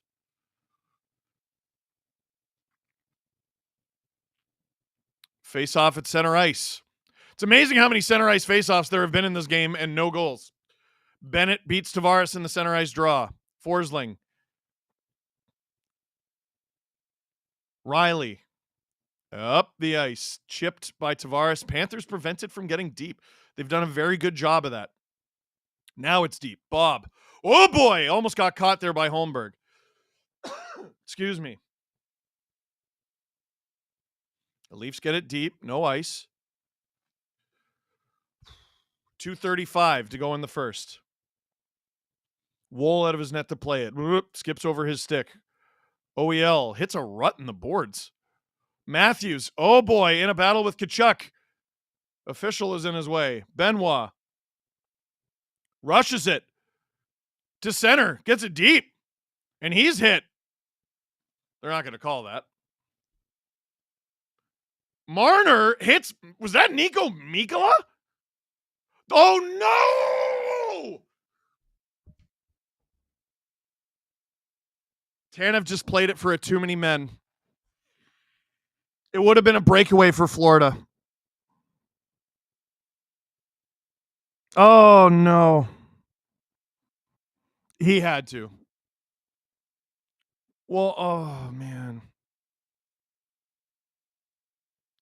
And, oh, man, every single player on the ice is a penalty killer, too. So who do you send?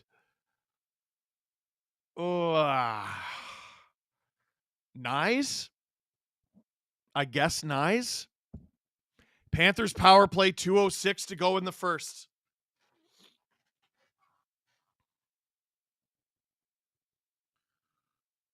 They didn't even say who's serving it. Panthers win the draw. Jones. Ekblad. Two defensemen.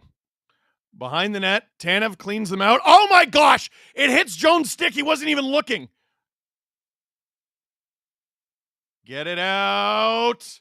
Matthews. Yeah! Great battle again. Gets it down. 1:35 to go in this power play for the Panthers. Leafs penalty kills 30 for 37 in these playoffs. Reinhart. Ekblad gains the zone, throws it around. Nyes is out there. I still have no idea who's serving this thing. And the Panthers, no one was there. They lose the zone. 1:15 to go in this power play. My guess is Benoit, but nope, there's Benoit. Who the hell is serving this penalty? Here's Reinhart. Jones. Tkachuk. Stolen by Nyes. He gets it back. Tkachuk. Nyes hits it into the corner. Ekblad around. That goes over Tkachuk's stick. In front, stop by Woll.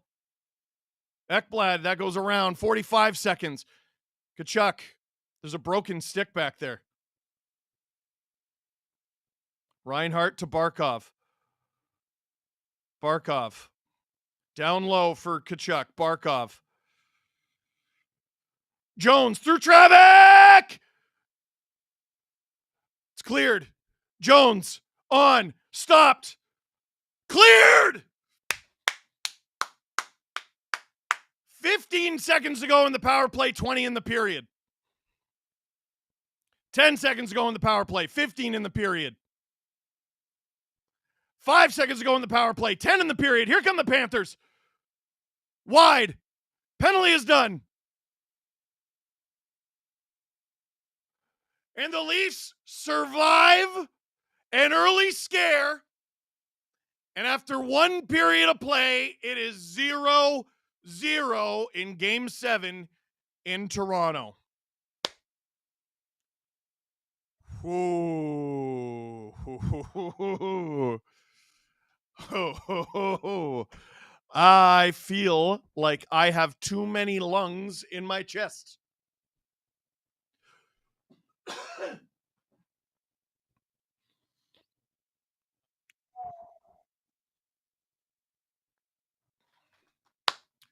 First few minutes of that period, it starts. Ooh, Panthers won that shift. Okay, that's fine. You get them next time. Panthers win the next shift, and the next shift, and the next shift, and they're throwing everything at the net. The shot attempts were 21-0, and if you could cling on to anything, it's only 1/3 of those shot attempts made it to Joseph Woll. But Joseph Woll stood tall. The Leafs started to take back ground. Lawton, partial break. Lorentz, a break. Several chances. It was back and forth. And a late penalty kill from the Leafs. From an unfortunate too many men on the ice call. Takes us into first intermission with a 0-0 tie. And that'll have to do for now. 40 minutes or more to go in Game 7 in Toronto. Steve Dangle here on the SDPN YouTube channel. This watch-along is brought to you by SportChek. Click like, click subscribe, tell all your friends. And you know what I feel like I haven't said enough of? Pickleball. There's over 13,000 of you, and I want to talk about pickleball because SportChek Etobicoke North Queen is your destination for everything pickleball. Own the court with the right pickleball gear designed to boost your performance. A pickleball.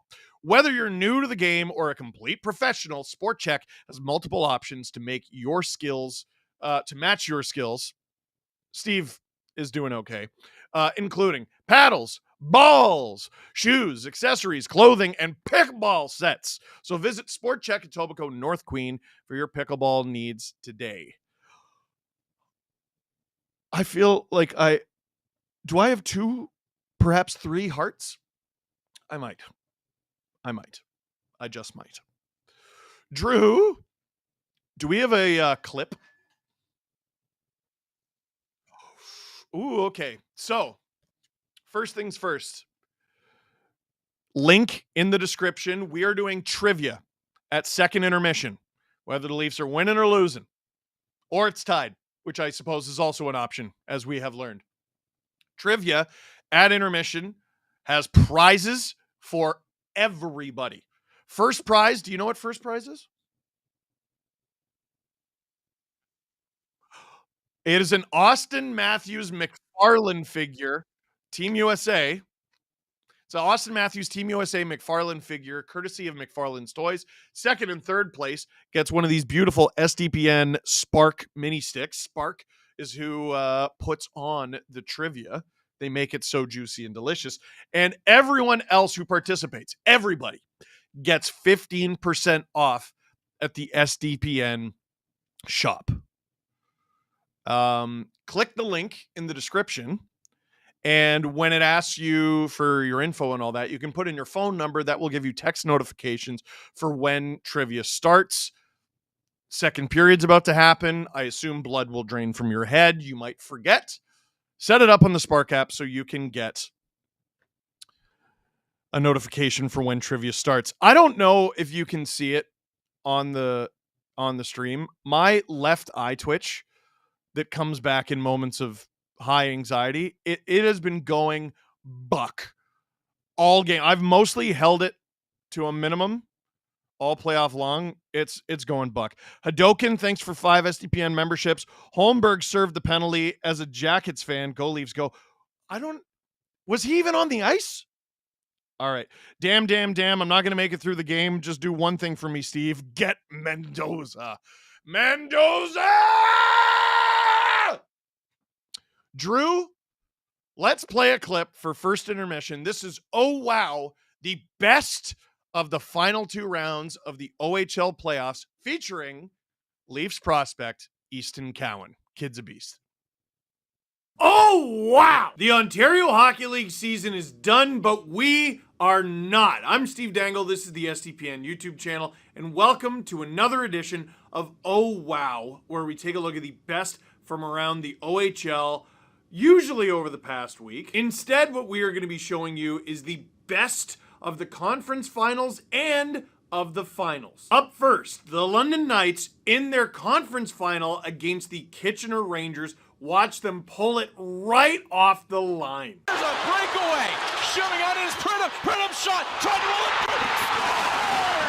No. The officials say no. That didn't go over the line, but it looked like maybe it did from our vantage. First lead of this hockey game. What a pass here. Stretch feed for Pridham. We've seen what he does on the breakaway before. And through and across. Oh my goodness. Just a matter of millimeters maybe. Well, there was an official over top of the net. Oh, wow. That was Winnipeg Jets prospect Jacob Julien. It looked like it might have gone in. The goal graphic even goes off. But in that moment, it would have become a 2-goal game had Julien not done that. Pulls it right off the line. Big play in a big moment in the playoffs. Jacob Julien. Oh, wow. Now, how about we go to the other conference final? The Oshawa Generals taking on the Barrie Colts. Let's stick with the theme of defenders making big saves. Simon Wang, the double pad stack. Loose puck, down low to Wakely. In front, Romani, backhand pass, side of the net. Somehow that stays out. Simon Wang who saved the day. Oh, wow! That is just desperation. No style points formed, none of that.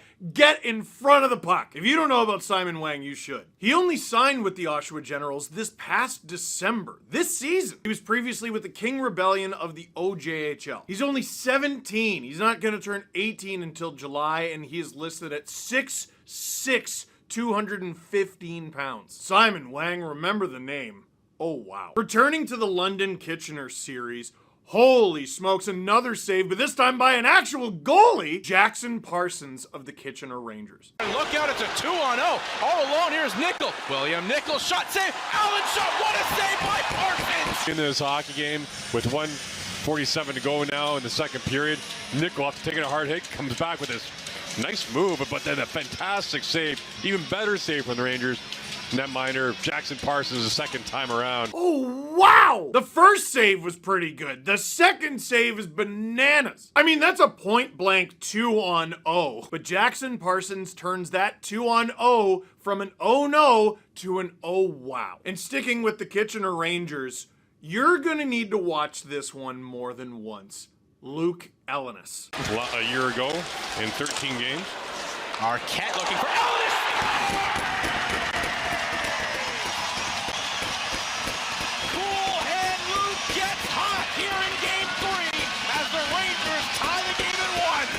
The Knights open the scoring. It's Luke Ellenis, who's been red hot coming out of the last series, and he scores a very important goal right there. Gets it by Elliott as the Rangers with speed gain the zone, find some open ice to work with. Yeah, right? You don't even know what to say. Oh, wow. You're not even sure what you just saw. Show it again. Watch how Ellenis receives this pass. Receives it between the legs, pulls it perfectly in front of him, and buries it? That is preposterous from Luke Ellenis. Oh, wow, times 1,000. Obviously, the London Knights would defeat the Kitchener Rangers, but the Rangers did not go down without a fight. The Barrie Colts didn't go down without a fight either against the Oshawa Generals. That was very hard fought. But at the end of the day, the power, the skill of the Generals was too overwhelming. Here's Beckett Seneca on the breakaway. Dropped it back, but that doesn't connect with Bodwin. Now it's Beckett Seneca on the breakaway. Seneca trying to go around, and he scores! Beckett Seneca completes the hat trick as it's now a 5-0 game. Get an opportunity here. Great headman pass to Seneca. Watch this move. Just outweights Hillebrand.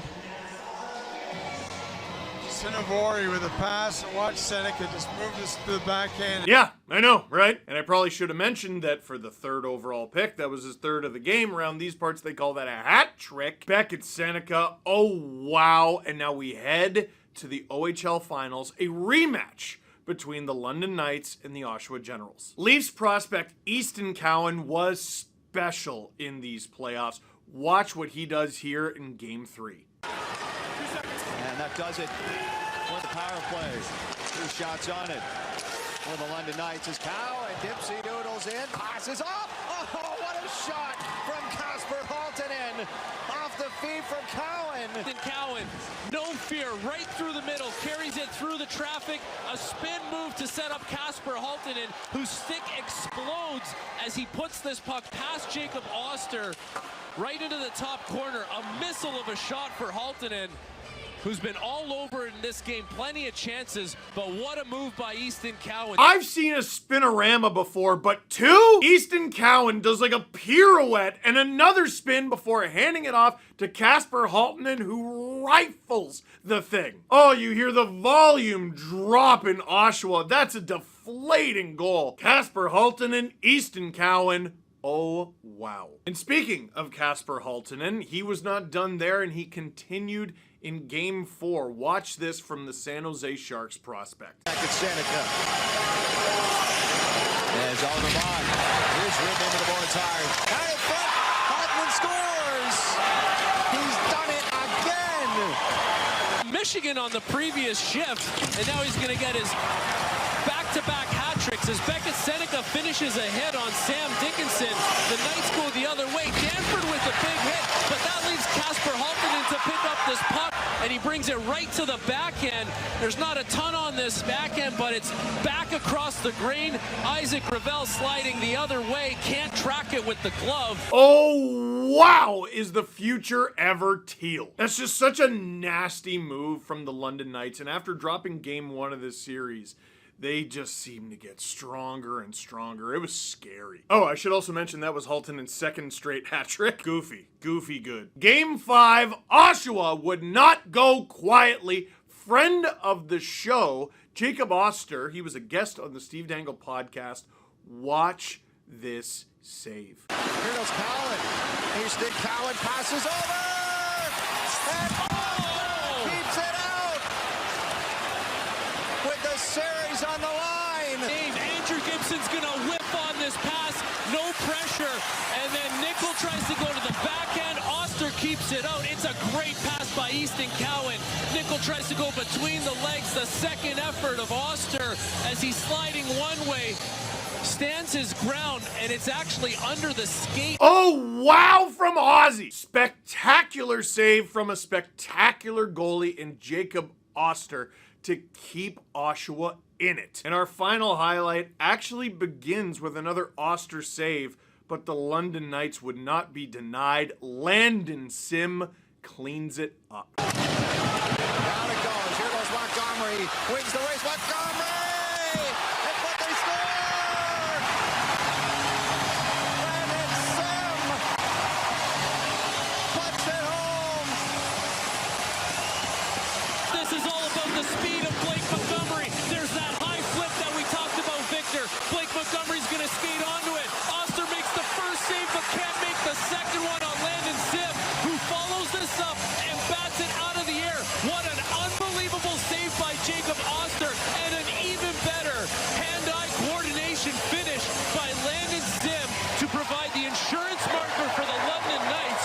What a Landon Sim with an absolutely ridiculous stat line in these playoffs, by the way. In 17 games, just 3 assists, 12 goals. Sim has recently signed a contract, an American Hockey League contract, with the Toronto Marlies. So Marlies fans, keep an eye out for Sim. Easton Cowan would bury an empty netter in what will be his final game with the London Knights. And the London Knights are your 2025 OHL champions. What did you think? Let me know what you thought about the OHL playoffs, the London Knights, the Oshawa Generals, anybody. Let me know what you thought about this season of Oh Wow. Obviously, it wasn't a full season of videos. We picked it up partway through, but we got big plans for next season, and we got big plans for the draft. Steve, you're late to the party. You already missed the OHL draft. No. My friends, I am talking about the NHL draft. I got to give a huge shout out to the Ontario Hockey League for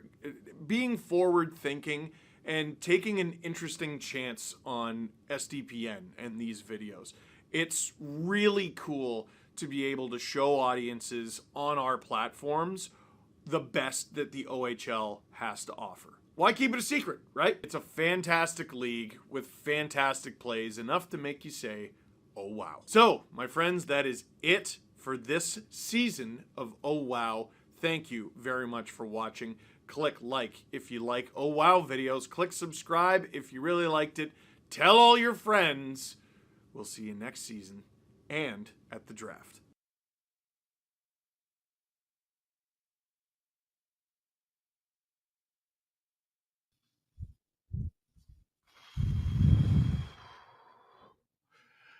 Hey, everybody! Steve Dangle here on the SDPN YouTube channel. Click like. Click subscribe. Tell your friends this watch along is brought to you by SportChek. Producer Drew was mentioning, isn't it hilarious that you got 2 breakaways and it was Scott Lawton and Steven Lorentz? And what I was trying to tell him is the Leafs have a rich history of getting breakaways in game 7s. And you look at the player who had it and you're like, who? Last year, Connor Dewar had one. And in 2013, Matt Fratton had one when the Leafs were up 4-1. He hit the post. There might be others. Dude, Kasperi Kapanen scored the sickest shorthanded goal to put the Leafs up 4-3 heading into second intermission in Game 7, 2018. And the Leafs lost 7-4. Like, no one's going to remember. What about the Memorial Cup? Anything for that? So I do not believe we have... Yeah, we don't have rights to the footage. OHL, WHL footage is different than Memorial Cup footage. We also recently, I don't know if we've announced this yet or not, but we recently gained the QMJHL rights as well. We just haven't done anything with it yet on account of it's the very end of the season, but we are looking for opportunities to get that in there. Wes Richard sent 5 SDPN memberships. Thank you. Shocked Wes is not a ref tonight to screw us.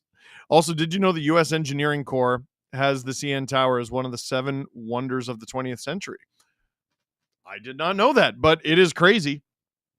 You know what? I got to tell you, if you visit Toronto, but if you live in the GTA, Drew is going to roll his eyes at this. I know. You're going to be like, no, you're stupid. If you're the kind of person who knows they'll see the CN Tower several times in their life at very least, climb it. It's worth it. I've done it twice. Every year, I think they might do it. They do it at least once. They might do it more than once. They raise money for the World Wildlife Foundation or Fund, the WWF, not the wrestling company. I have climbed the CN Tower twice. The stairs. First time I did it, it was a little over 18 minutes. Second time I did it, if I remember correctly, was 16 minutes, 41 seconds. If you think you can beat that, let me know. It's really hard. The Aqua Gamer one was Hey Steve, I'm in the arena, section 317, row 8, C15, 660 for the ticket, $10 for the weekend train from Oshawa, $14 for my Coke Zero, and $11.30 for this super after taxes. Go Leafs, go! You're a beauty, and the second period is underway.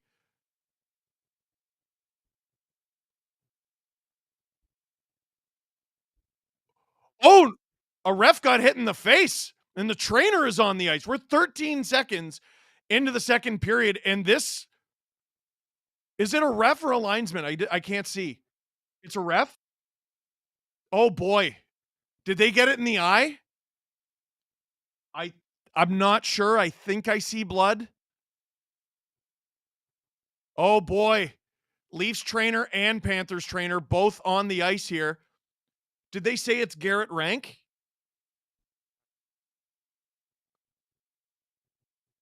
Oh boy.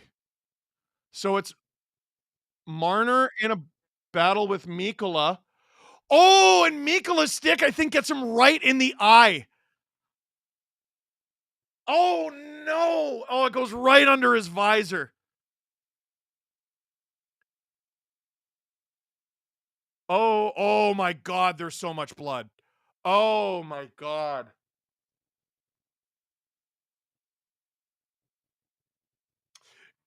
Drew thinks it's eyebrow, not eyeball. Yeah, all I can think of is Brian Berard in these situations. Like, that was so bad. It happened so many years ago. There's probably some Leaf fans who don't even know what I'm talking about, really. I don't think he would still be on the ice if it was his eyebrow, dude. Oh, his hand. There's blood all over the boards. Well, yeah, no, obviously he grabbed his eye. Oh, shh. I don't think your eyebrow's doing that, man. Oh, both the Leafs and Panthers trainer helping him off the ice. Oh, man. Yeah, that's not going to be fixed quickly. I don't know who the backup ref is, but Drew, my guess is Wes McCauley. I can't imagine. My guess is Wes McCauley because he was the backup linesman for, what was that, game 2? 1 or 2? No, they lost the game. I don't remember which game it was. Was it in the Sens series? It was this series? So the standby official is Garrett Rank. My apologies. So it's not Wes McCauley. It's Garrett Rank is the standby official. He's in the game now. Who was it who was hurt? Wow, 13 seconds into the second period. Thank you for the SDPN membership, Hot Lettuce and Desiree Lalonde. Welcome to SDP VIP. That hey everybody scared the crap out of me. Sorry. It was Chris Rooney.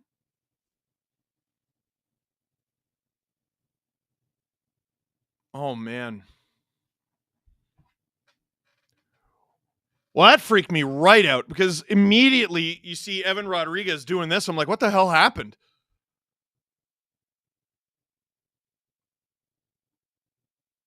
And the reason the camera is on the refs right now, I just realized, is they're probably scraping a big bunch of blood off the ice.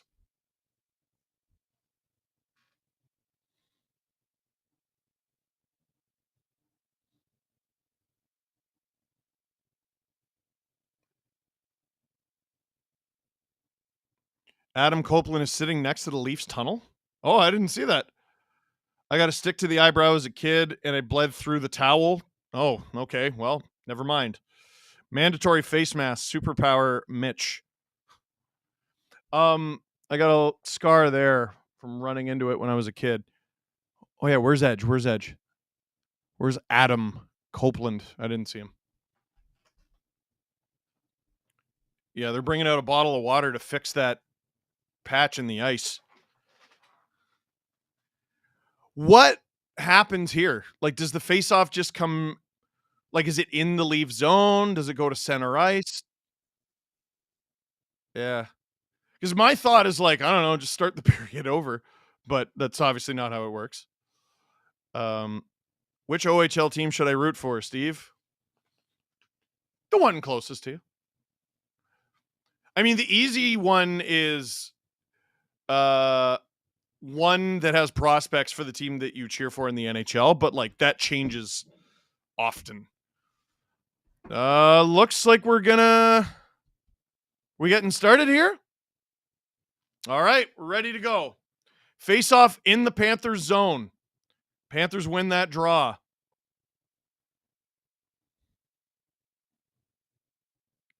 Leafs turn it away. Panthers clear and then dump it. Well, that puck took a funny hop along the glass. McCabe. It's out. Is it enough for icing? It is not. Jones.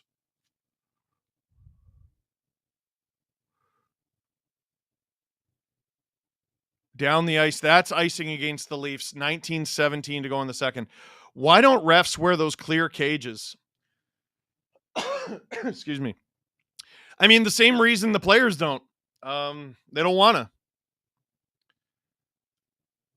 Like, no one likes to talk about this, but like one day it will be mandatory. I don't know when. It's probably going to take a while, but one day, I mean, it's kind of nuts. Panthers win the offensive zone draw. Kachuk, that is blocked and wide. On, stop by Woll. The rebound is cleared.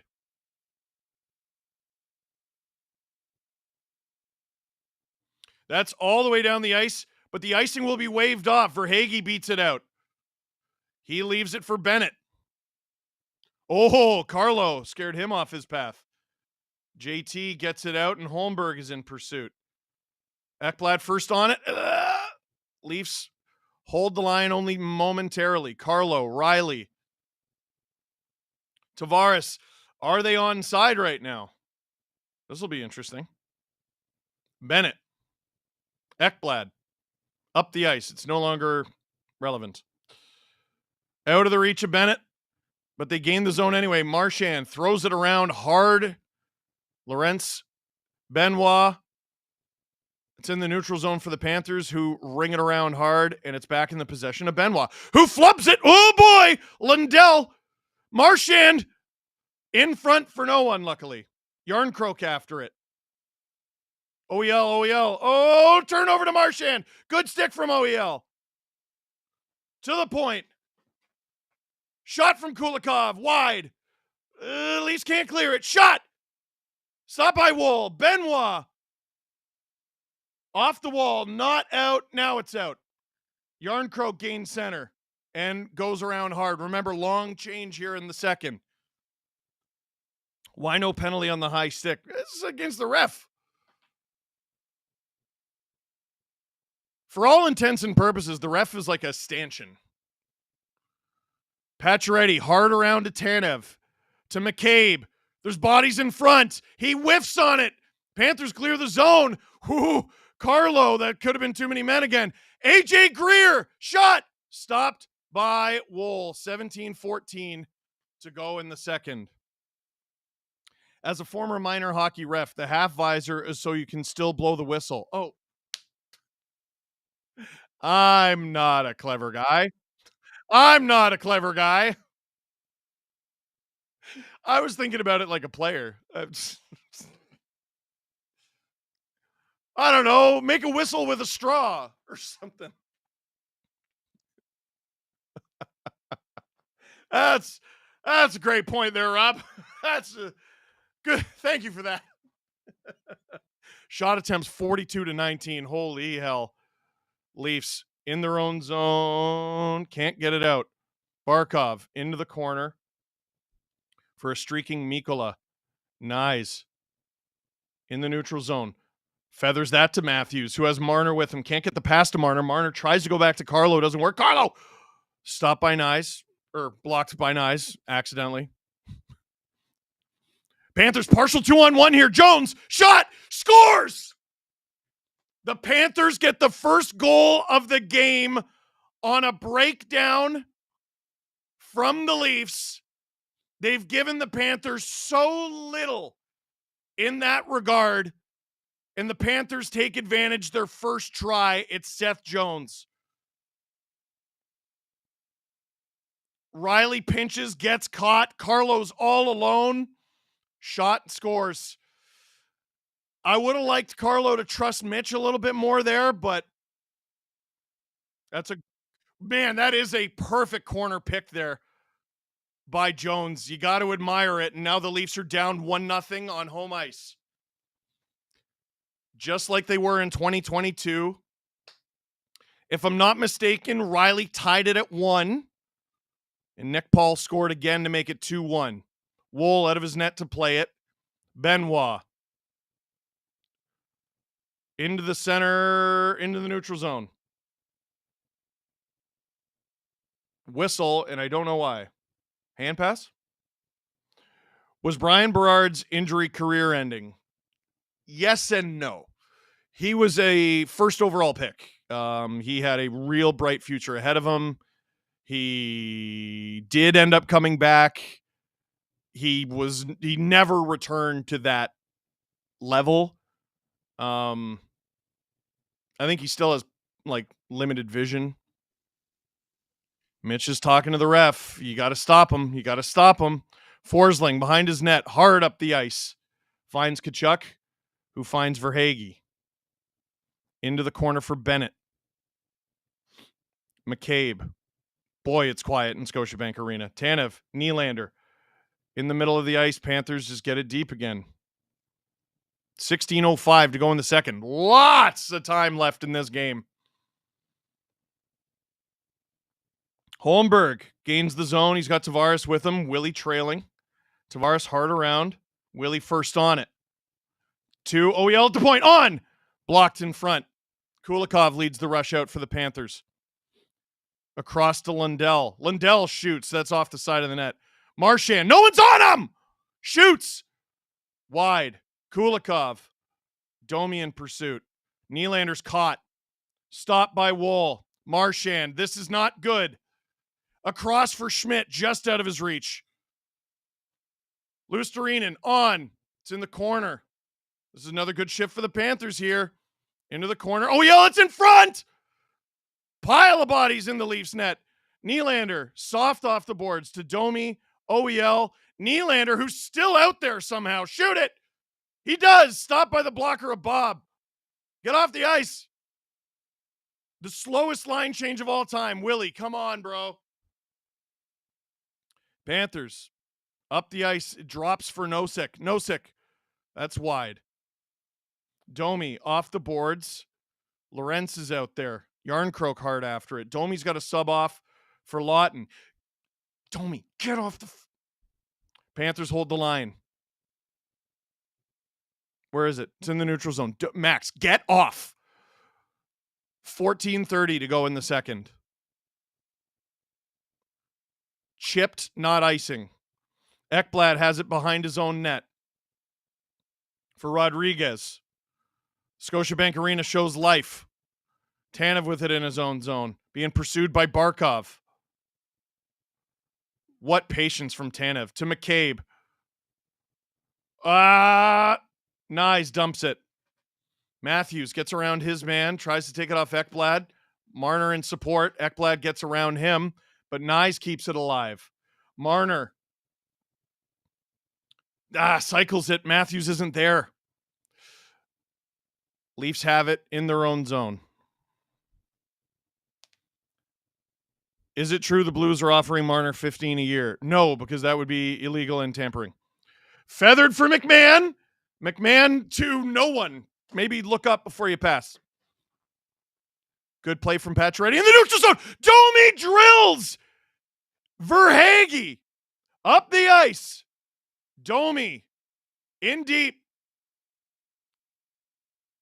Domi loses it. Here come the Panthers. Tanev has to keep up with Verhaeghe. It's around for Riley. Riley battling with Marchand. Riley to Patches. Down the ice. On to Bob. Thank you, Giggling Cat, for 10 SDPN memberships. Here comes Marchand. Stop by Woll. Lundell. Marchand. Hard around. Mikkola. On. Marchand. Rebound. No! God! Lundell gets the rebound. And it's 2-0 Panthers with 12:42 to go in the second. 2-0 against the reigning Cup champs is quite the hill to climb.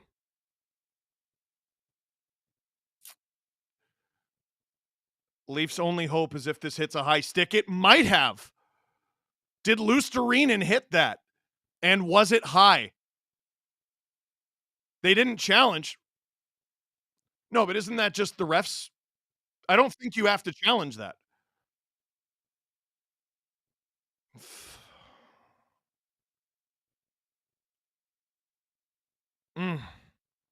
Face off at center.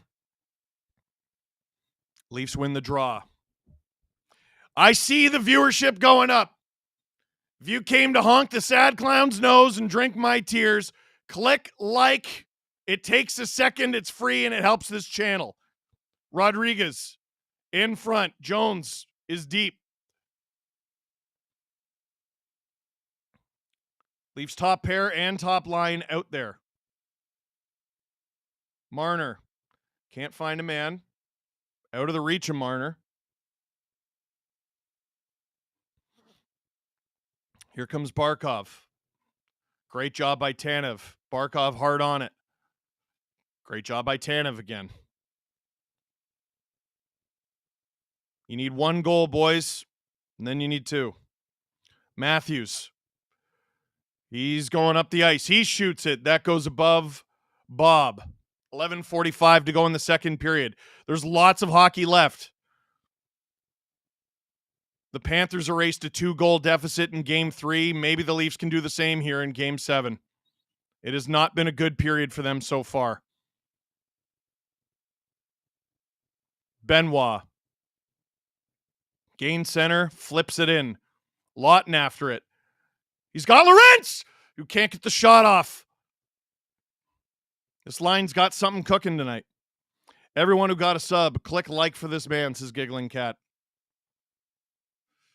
Riley. Marchand.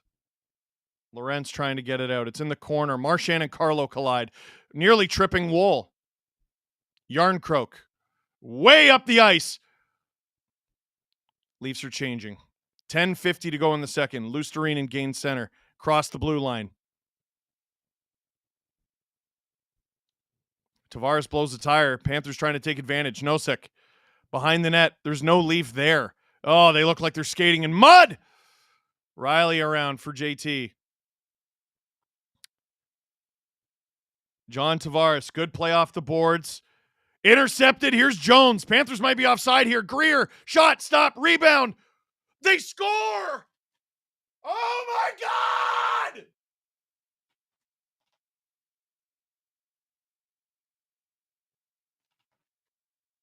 The Panthers, 3 goals, less than 10 minutes into the second period here, but I have a feeling this is going to be offside.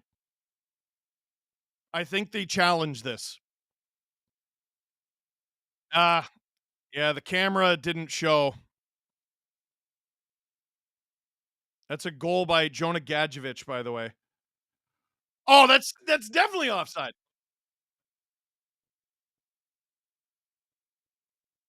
If that's not offside, the rule's dumb.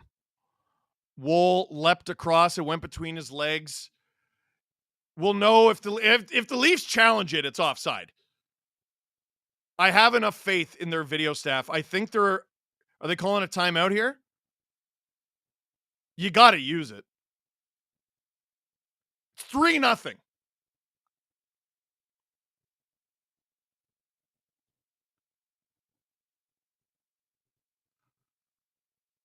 Are they not even challenging? So he must not have touched it. It's 3-0 Florida, and they're getting booed. Barkov. Stopped by Woll. Oh, blocked. And a high stick from Forsling on the follow-through. Gets, I think that's Mitch Marner. And if it's follow-through, it's not a penalty, which no fan in the building is going to want to hear.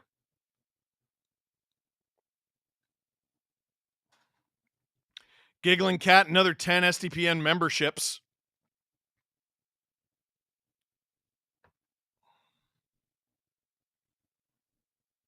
Listen. I see that there's 21,000 of you. 21,000 is the most we have had these playoffs. We haven't had this many people since the Four Nation Face-Off. I don't even know if we had 20,000 during the Four Nation Face-Off. I know why you're here. All I ask you to do, as you have a pint of my tears, appropriately out of an Undertaker glass, click like. It helps this channel out a lot. It's free. It takes a second. Please click like. Thank you to William Cooper. 3-0, the most dangerous lead in hockey. Yep.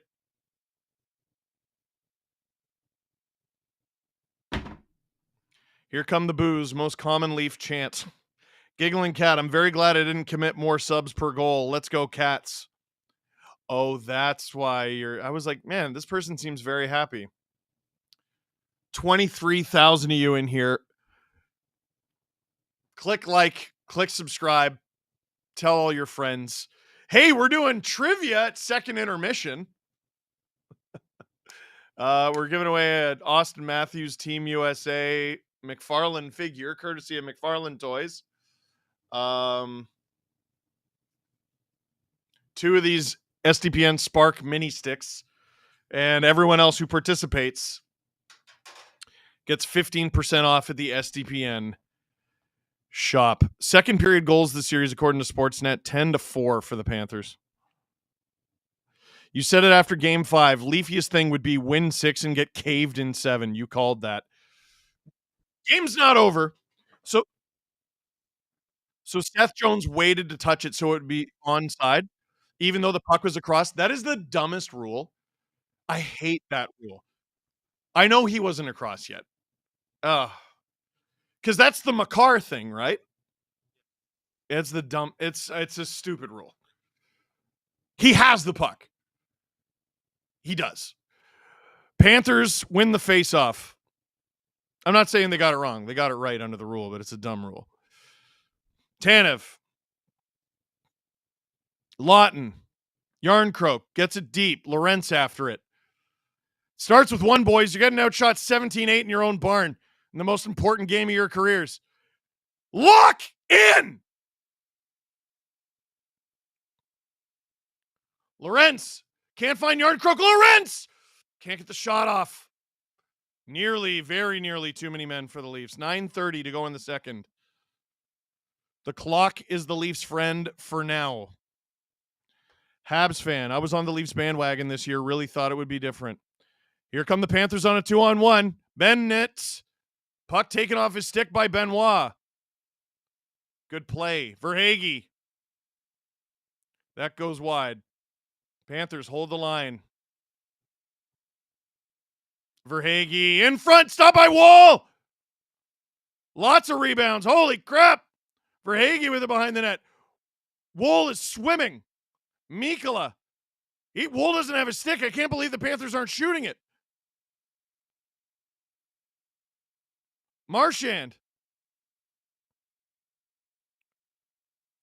Shot just wide. I think that glanced off the outside of the post. McMahon. Leafs are hemmed. I'm gutted, man. I know the game's not over. I'm friggin' gutted. Marchand. Lundell. On. Blocked by Woll. Luostarinen. Oh, the ref. The Leafs got very lucky on that quick whistle. Point shot was coming. Man.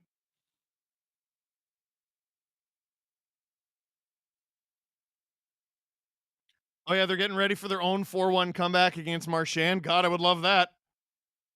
Seems like a big hit or fight could fire up the crowd. Who on the Panthers is dropping the gloves right now? If I'm Paul Maurice and you drop your gloves in this game, up 3-0, you never play for my team ever again. Ever. 2 wins closer than you were in 2023. I am not having this post-mortem discussion right now.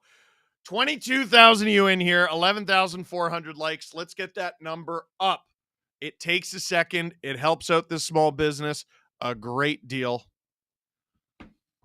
And it makes me feel better about being, alive. Oh. Hey. Have you got the passion? Do you want others to know you've got the passion? Well, SportChek has new Maple Leafs tees, hoodies, and hats in stock from Mitchell and Ness. I just saw the new collection downstairs at the SportChek in Maple Leaf Square, where there's so many excited fans tonight. And everything I saw looked incredible. I especially like those Matthews, Nylander, and Nyes tees. No matter how this game goes, I still might get a nice one. You wear these around town, you're going to be getting high fives from fellow passion havers, fellow Leaf fans all day. Check them out. And tomorrow we're going to be recording the podcast from the SportChek at Maple Leaf Square like we're going to all playoff long. But we're going to be doing it alone, just me, Adam, and Jesse, on account of the store is closed tomorrow. Oh, no! Here's how I know the Leaf season is in jeopardy. Folks, I got the Michael Bublé text. Every year, when they're on the brink of elimination or eliminated, I get the Michael Bublé text. I just got the Michael Bublé text. What Speedy V and his gravy comments are to this chat, Michael Bublé's text is the opposite. Shots this period are 13-1 Panthers.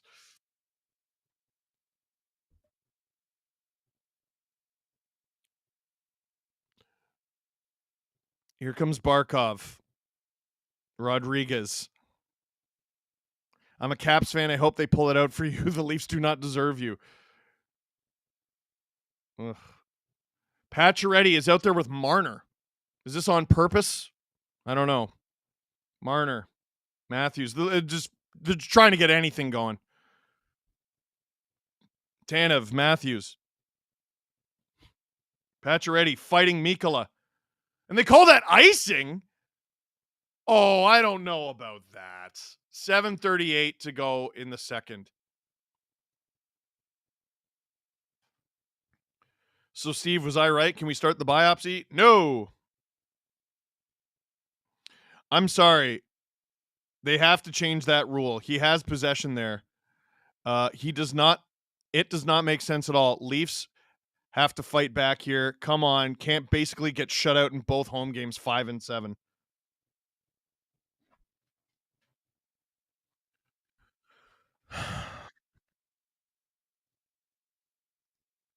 Panthers! Wide open net, stopped by the bum of Brandon Carlo.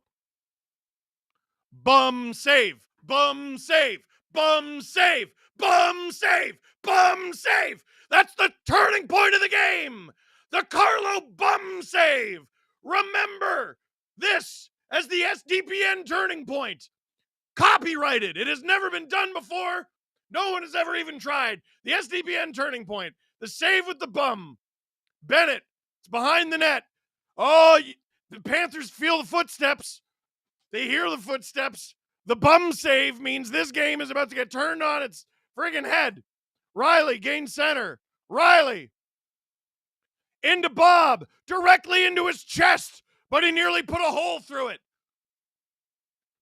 He didn't. Freak A11. I hate to say this, but the Leafs are playing soulless, joyless, and I have tea time hockey right now. It's so disappointing. Can they go 1 year without looking like crap in a game 7? I want to remind everyone, this is me reading the comments. Leafs fan here and have a Marner and JT jersey. Can we rip up Riley's contract and let him walk with Marner and JT after tonight? Regardless of the outcome this season, do you think the Leafs should offer Sheet Dobson? Now we're cooking with gas. Is David Ayres available to sub for goalie? I doubt it. Offensive zone face-off. Panthers come up with it. 6:40 to go in the second. Aaron W. says, bum save. Bum save. Riley holds it at the point. On. Wide. You got to get at least one before intermission. Domi. Riley. OEL. Shot. Blocked. Riley. Behind the net for Bobby McMahon. Domi first on it.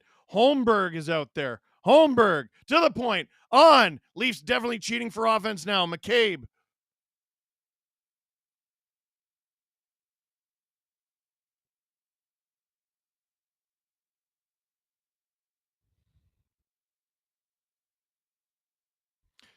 Friezo09 gifted 1 SDPN membership. Steve, can you recommend a good set of clubs? You know what sucks about, I'm a Leaf fan who can't golf. Like, dude, it's terrible.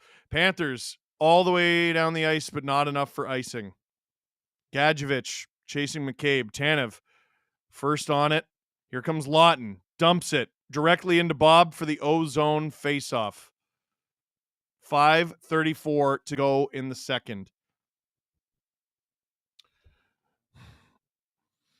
The first sentence of Michael Bublé's text is, I'm sorry, dude.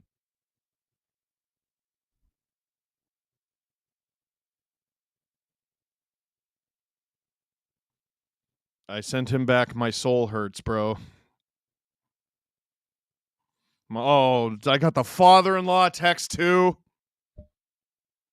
Oh, no. You don't want the father-in-law text. I like my father-in-law very much, but what? Oh, yeah, I'm supposed to be manifesting. The Leafs need to manifest not getting completely obliterated in the second period here. Mike Farino gifted 20 SDPN memberships. If you're one of the fine folks who got gifted an SDPN membership, that means you get a free month's access to our VIP episodes that we do every week. They are ad-free episodes. They are generally non-hockey. They are a lot of fun. And it also gives you access to our back catalog. So it won't just be episodes that are uploaded after you get the membership. It's all of them. SL said, I feel like without the traumatic history, we could just objectively look at the roster of both teams and view this as a more talented team beating a less talented team. Yes. That, though, we can say every year. And how often are we going to tolerate the Leafs being the second best team? They don't win this game. What are we doing here? You know? Damn, sorry, Steve. Y'all deserve better. It depends who you ask.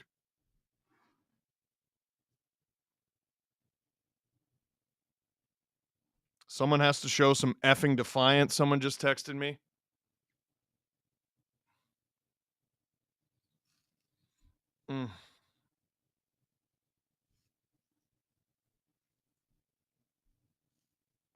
Here's some money because I feel bad for you. Thank you, Danny Dangles. Marner was just yelling at the team to wake the F up. Marner with a one-timer off the face-off. doesn't connect. OEL in a race with Evan Rodriguez. Two former friends getting acquainted again.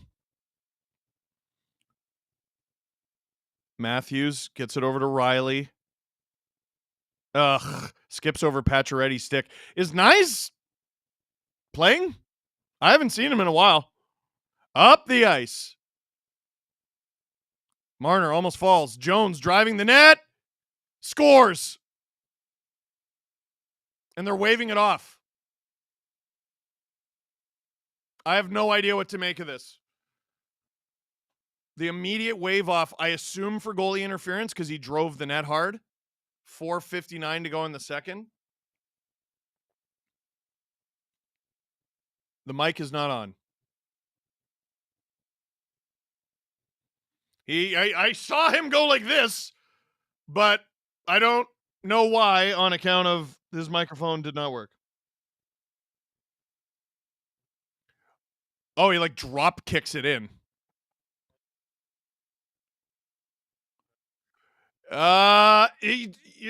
It's with the bottom of his skate. I have no idea.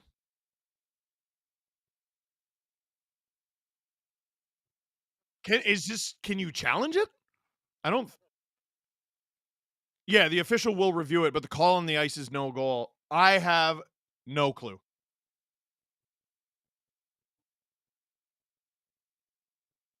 Okay, now that we're all here, can I say something that's been bothering me? Craig Berube needs looser glasses. Every game, he has the crazy glasses prints on the side of his head, but he's not wearing glasses. It might have been Woll's paddle, but not Jones's skate. But then to me, isn't that goalie interference? Because Jones kicks Woll's paddle.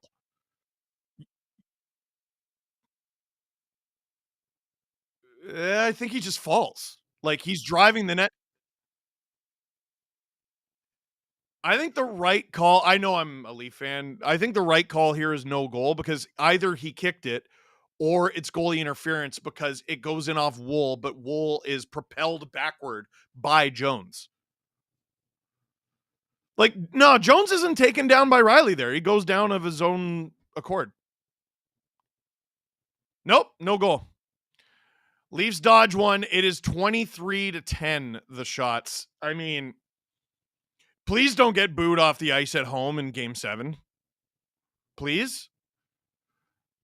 McCabe up the ice. Yarncroke is out there on the second line. Dude, where the hell is Matthew Nyes? Is he not in this game anymore? Nylander. Airmails it. Intercepted. 2-on-1. Kachuk. Stops up. Shot. Stopped by Woll. Forsling. That goes way high.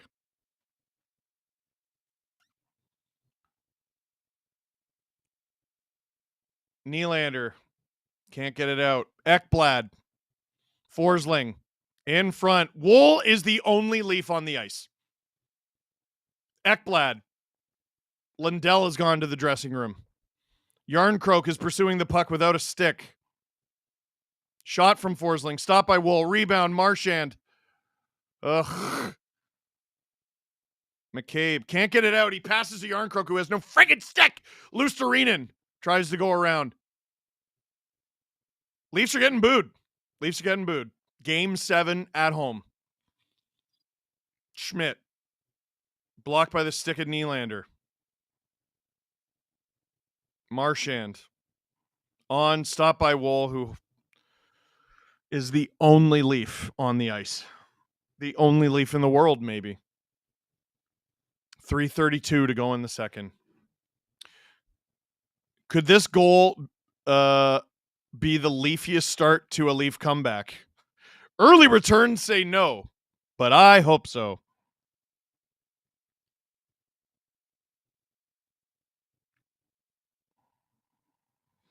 The Panthers know how to win. It's a deep belief and understanding, says one of the texts I got. Shot attempts are 71-30. It's not even the third. They're 72.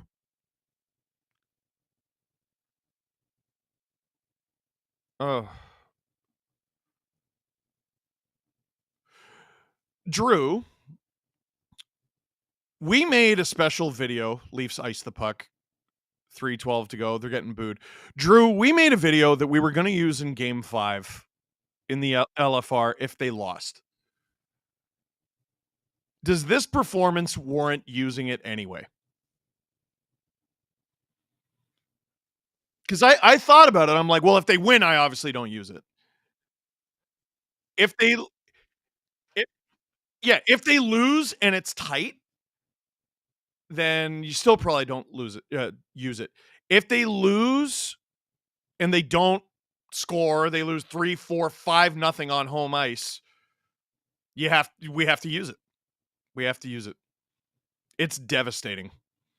It is my meet the Grahams.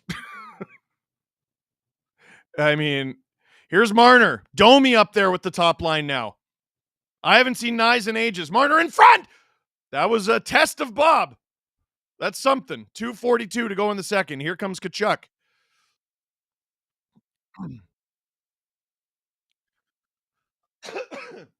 No, if they get 4 Game 7 goals here to tie and win this game, yeah, we don't use the video. A win of any kind, we don't use the video. Tanev, cleaned out by Nosek. Luostarinen. They look awful. Pacioretty. Muscles Kulikov. McMahon. It's behind the net. McCabe. Muscled off the puck by Luostarinen.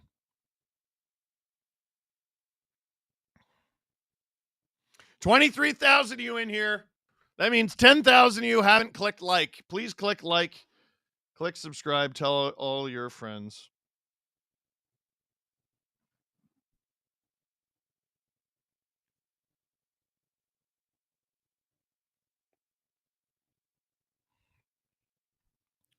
Riley up the ice. Finds Tavares. Holmberg. Misses by a mile. Hey, there's Nyes! Leafs lose it immediately. OEL, a minute 20 to go in the first.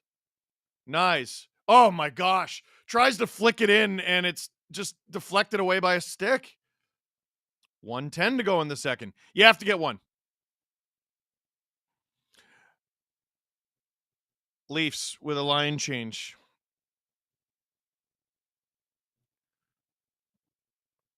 Marner flicks it in for Domi. Goes past everyone. And it's icing against the Panthers. 50.3 seconds to go in the second. Trivia is open, by the way. Let's get a bunch of you in here.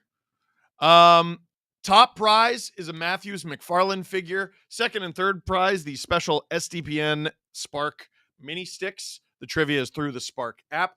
And everybody else who participates, users or fourth place through 10,000th, get 15% off at the SDPN shop. Sign up for the Spark app. Get the notifications to your phone as well so you know whenever we're playing trivia. Offensive zone draw. Tavares wins it. No Leaf in sight. Verhaeghe. The Leafs are not skating. Like, that's not just being salty because they're losing. They are not skating. Domi. McCabe. Stopped by Bob. There's a rebound. Leafs have to go get it now. Ekman-Larsson. Gets it away from Luostarinen. Panthers hold the zone. Ekman-Larsson again. 15 seconds to go. Do they get booed?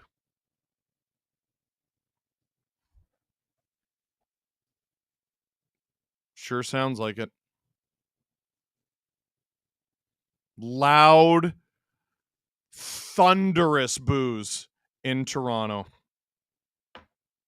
as we head into second intermission of this Game 7. For what is either going to be the end of the Leafs as we know it, or the end of the Leafs as we know it. This is either it for you bums, or You finally figure out what it is to be the Magic.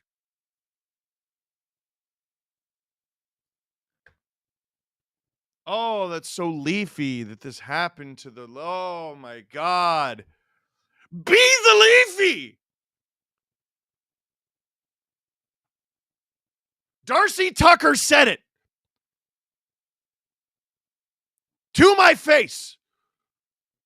You want to grab these guys and tell them you don't get infinite shots at this. You're a game away from the Final Four.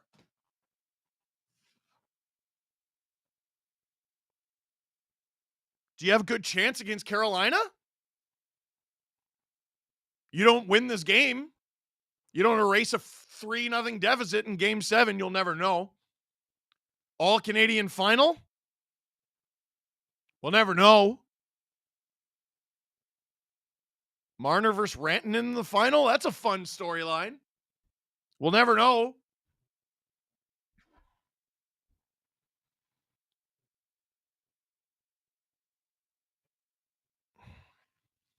Drew, I don't want to throw to a clip. No, like, yeah, don't rush trivia. I'm just going to sit here and talk. The clip is only 3 minutes. Don't worry about it. It's all good.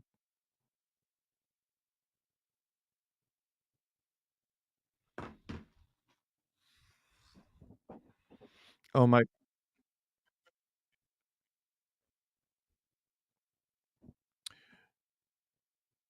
You're Craig Berube in the dressing room. What do you tell them?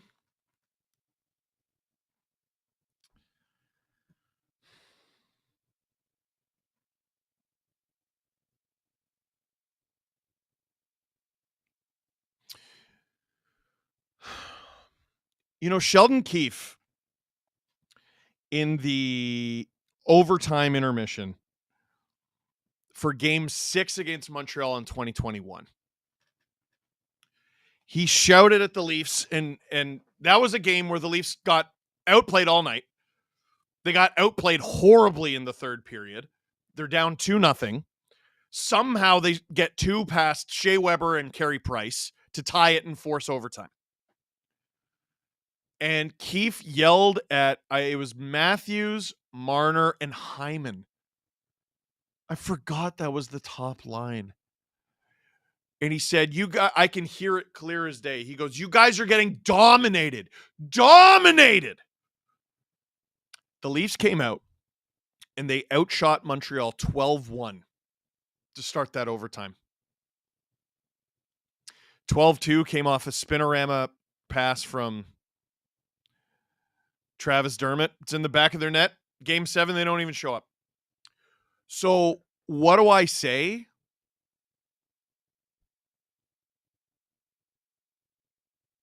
Telling them they're getting dominated sort of worked. They still lost, though. I kind of think you go in the other direction.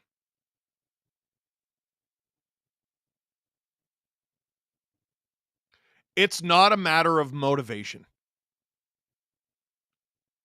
This is heading into the third period.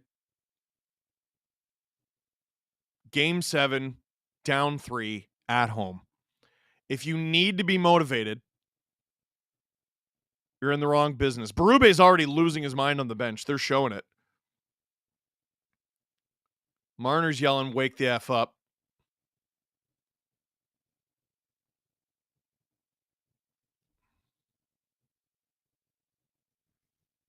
I think you remind these guys how good they are.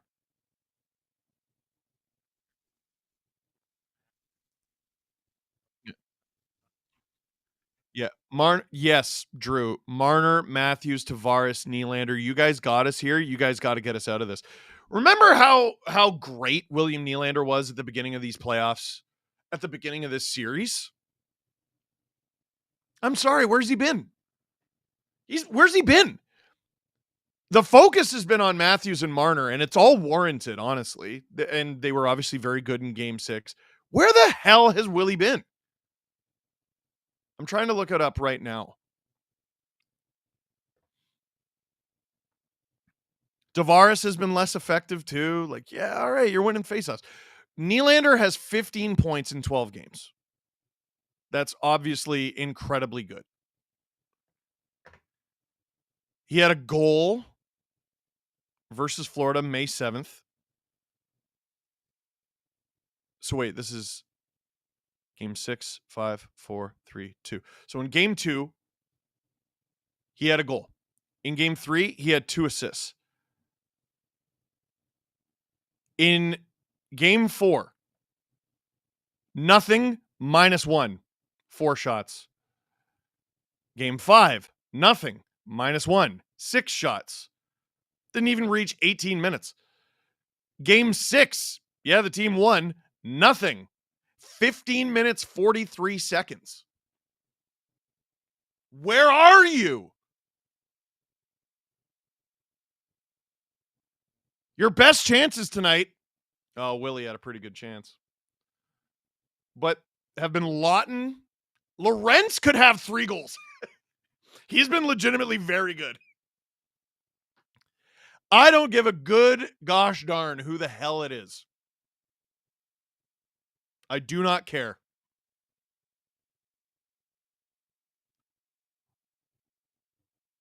But the big boys have to find it.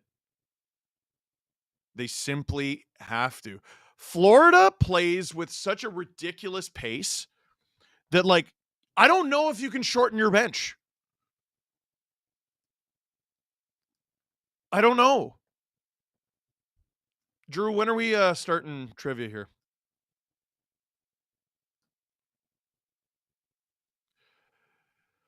I am ready. Trivia, once again, link in the description. This will be a nice palate cleanser before overtime. If you participate in the trivia, lovely. If you don't leave. Stick around. This is going to be a lot of fun. This is Game 7 trivia here using the Spark app. You can obviously use the QR code on the screen. You can click the link in the description. There are prizes. An Austin Matthews McFarlane figure, courtesy of McFarlane Toys, is your top prize. Second prize and third prize, these SDPN Spark mini sticks. They are a lot of fun. My 14-month-old thinks so. She grabs it and goes, ah. And everyone else, 4th place through 10,000th, gets 15% off. 15% off at the SDPN shop. Yes, Drew, I have my notes. I'm so friggin' ready. Let's go. Am I as ready as Matthews and Marner were? Yes, you bet. 10, 9, 8, 7, 6, 5, 4, 3, 2, 1. How many teams has Pete DeBoer coached during his 9-0 undefeated Game 7 run? A, 1, B, 2, C, 3, D, 4. That's a tricky one. You knew he was 9-0, but how many teams? Devils, there's 1. Sharks, there's 2. Golden Knights, there's 3. Stars, there's 4. D, 4. A reminder that for trivia, you got to get it right, obviously. But the quicker you are, the more points you get. Let's go on to number 2.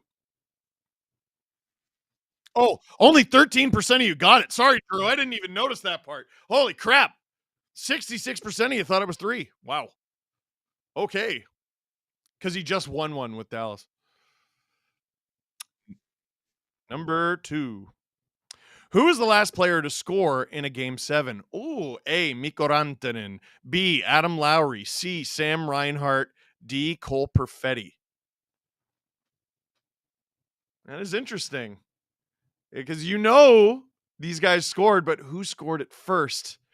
The answer, in double overtime against the St. Louis Blues to get the Jets to the second round, Adam Lowry, and only 27% of you got that. So you don't need to get every single one of them to win. We've had many where the winner got at least one wrong, but you do got to be fast.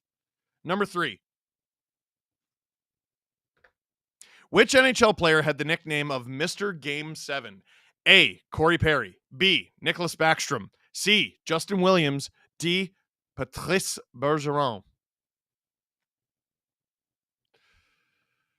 He played in 9 Game 7s with an 8-1 record.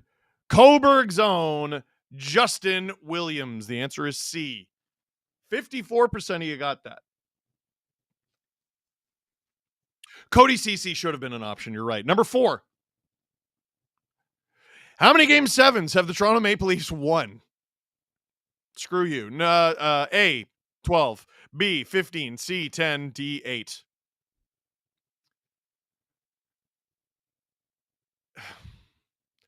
The Leafs have a 7-3 record at home. So that's neat. They have a 12-15 record overall. Oh, 22% of you.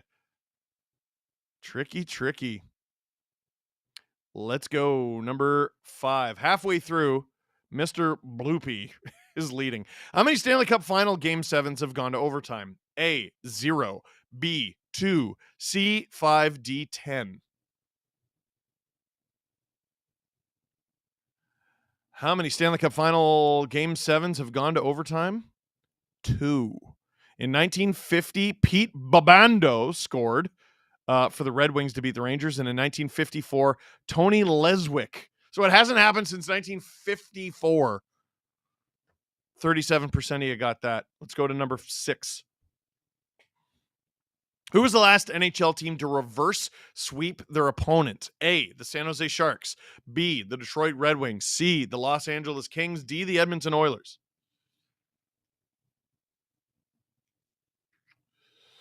Oilers came very close to doing it last year, but it was the LA Kings against the San Jose Sharks in 2014. That was Jumbo Joe. And then the Kings went on to win the Stanley Cup. Crazy. Number 7.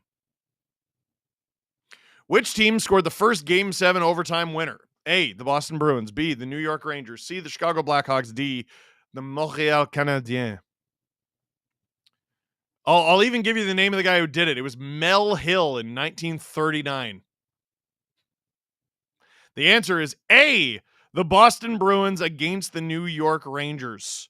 4 games required overtime, and 5 of the games were decided by 1 goal. Game 7 required 3 overtimes. 21% of you got that. Mr. Bloopy is ahead of everybody.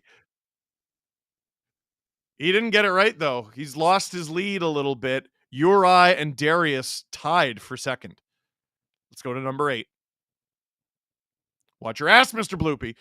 Which non-original 6 team has the most Game 7 losses in NHL history? A, Calgary Flames. B, Pittsburgh Penguins. C, St. Louis Blues. D, Washington Capitals. They have 9 losses in 12 Game 7s. And no, Drew, it is not Colorado. It is the Washington Capitals. D, 29% of you. This had to have been the hardest one. Bloopy got the last 2 wrong, and he still won. And both Uri and Darius fall out of the top 3. So it is Mr. Bloopy winning by a bit of a hair there to win the Austin Matthews Team USA figure courtesy of McFarlane Toys. Devin is in second place. And Tram That Slams is third. Which Thomas the Tank Engine character is that? The rest of you, is it Thomas? I think it is. That's freaking terrifying. The rest of you get 15% off at the SDPN shop. We have so much good stuff for sale on the SDPN shop. 15% is nothing to sneeze at. And also,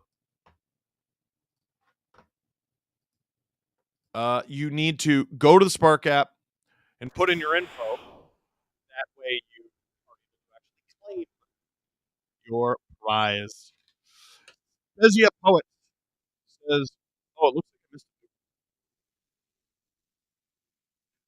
it. J-Pix. I didn't hear no bell, chat. This is going to be a big period. Leafs can do this. You know what? I need to refresh my. I think I might be missing.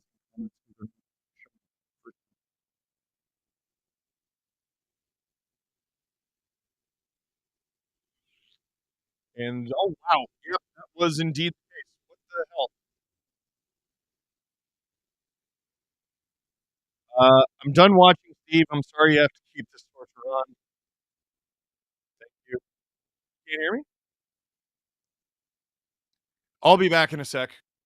Did you see how I didn't do anything? No, no, no. A, B, C, D, E, F, G. There you go. It's always great to sing the alphabet in front of over 20,000 people to make sure your mic works. The last time the Leafs made it to the conference finals, "How You Remind Me" by Nickelback was the #1 song. Oh my God, man. Lord Chancellor Hatton, I'm just accepting the reality that the Leafs are going to be a team like the Cubs that goes over 100 years without a championship. We saw the Cubs win, though. Rob Scrofano gifted an SDPN membership. Thank you. Wes Richard finished in 67th place with 567 points. I'm taking that as good juju for the Leafs. They will come back in this game. My cousin just sent me the stat from Chris Johnston. Florida absolutely crushed Toronto in that second period. Shot attempts were 39-13. Shots were 17-5. Goals were 3-0. I have 37 texts.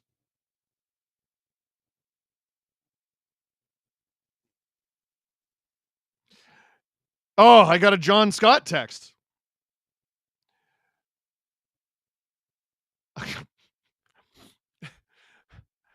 Watching you, man.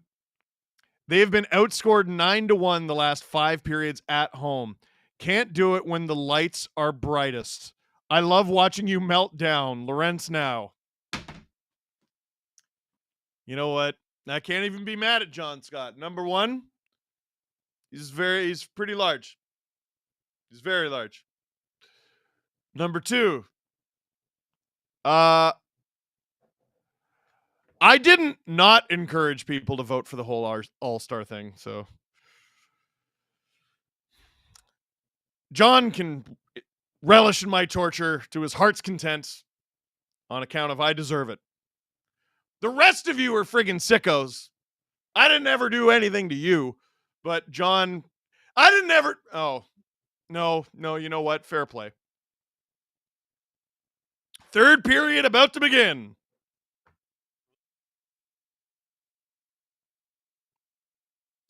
Producer Drew saying I was one of the few people. You can watch this video on the SDPN YouTube channel. I was one of the few people who liked the Seth Jones pickup when the Panthers did it. Like, of course I did, dude. He's not on the Rangers anymore. Like, I know the concerns with Seth Jones. He's playing with Ekblad. Puck is about to be dropped. And it is. The Leafs start with the Lawton line. And they're just out there to hit. But the Panthers have it. It's 2-on-2 rush here. Yarncroke getting out after Barkov. Rodriguez has it behind the net. Lawrence to Mikala.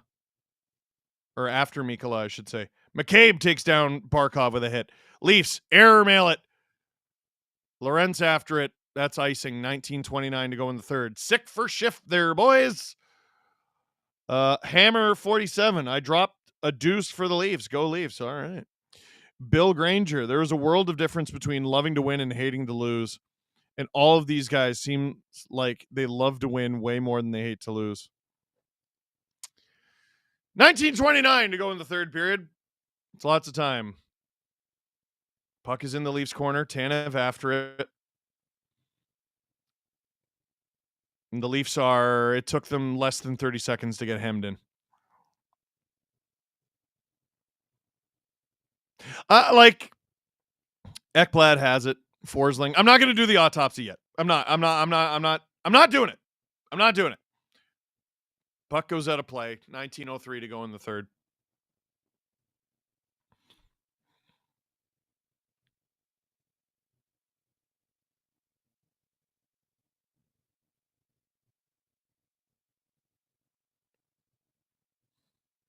I got Drew is on team. The fourth line shouldn't touch the ice. The fourth line has been arguably better than the second. Yeah, you do got to double shift your guys. Matthews is out with Tavares. Tavares and Marner are the wingers for Matthews right now. That's on. Bob stops it. You can hear a pin drop.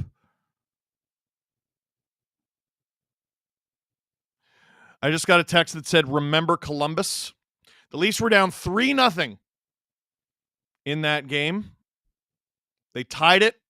I think their first goal was with like 3.5 to go. Matthews won it in overtime. It's a 3-goal third period deficit. No one can overcome that except the Bruins against the Leafs. And I think the Sharks against the Golden Knights. Unless you have Mikko Rantanen on your team against Colorado. Was it 3-0, Drew? No.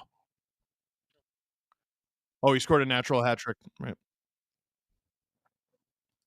Jackie Redmond reporting on the TNT broadcast that the official who got caught with the high stick got stitches above the eye, expected to be okay. Domi, to the point. Benoit, Carlo. Panthers get out of the zone. Up the ice. Domi! Domi! Scores! Max Domi! That's one! 17:53 to go in the third! Panama blares through Scotiabank Arena. This night is not done yet.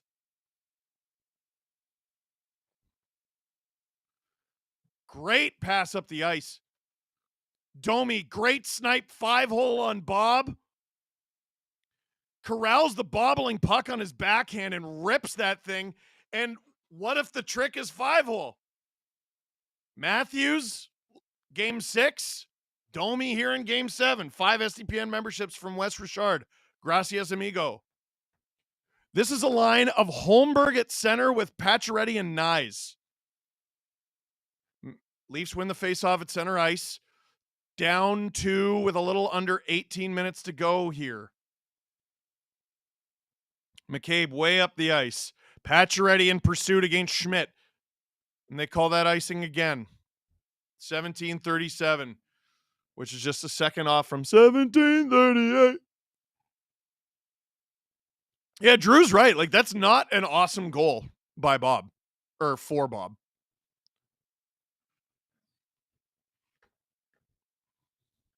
Come on, boys. Robert Bet, I believe that Leaf fans have to be in the best shape of any fans to still be behind a team that plays like Cup champions. Then the next game, hey, you know what? The building's loud. Building's loud. Leafs are alive. They can still do this. Do you believe? I do. I'm a friggin' sicko. There's something wrong with me. There's debris on the ice for some reason, and they're going to scrape it up. McMahon. Was that McMahon with that dart up the ice? Looking like a D-man. Hey, Drew. There's your fourth line, sort of. It was, well, yeah, whatever you want to call them. Holmberg for the draw against Lindell. Panthers come up with it. On. Behind the net. Big racket behind the net. Holmberg clears out Lindell. Nyes up the ice for Pacioretty. Pacioretty. Bobrovsky plays it. High stick from Pacioretty. Panthers play it, though. And they break out of their own zone. It's Marchand with it coming up the right. Oh, OEL taken down hard. Marchand on. Deflected. Scores. Marchand with another assist. Luosterainen gets the goal. 17:06 to go in the third period. It's 4-1.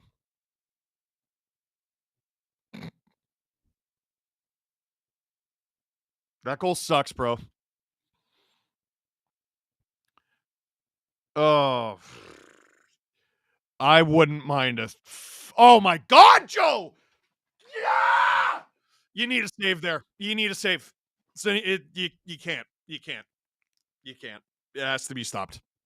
That's terrible. It's a terrible goal. Like, it's a good tip from Lusterinen. It's a terrible goal. Can't go in. All right. Well, that was fun. 17:05 to go in the third. Lots of time, but you're down 3 again. Simply score 4 on Bobrovsky in 1 period. Simply. Bobrovsky out of his net to play it. Big hit by Lawton. Panthers clear it. Domi's third of the playoffs. Lusteranen's third of the playoffs. Tanev to Lawton. 16:34 to go. Giggling Cat sent 10 SDPM memberships. Thank you.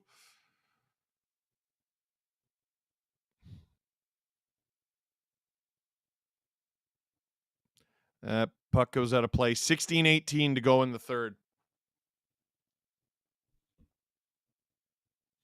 Career playoff points versus the Maple Leafs. Henri Richard, 33. Alex Del Vecchio, 35. Brad Marchand with 36. Gordie Howe with 53. Marchand is second to Gordie Howe.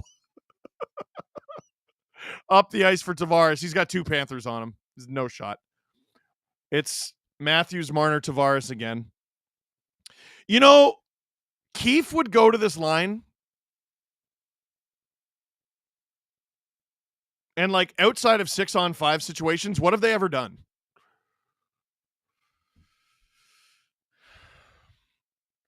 That's out of play. 15:52 to go in the third.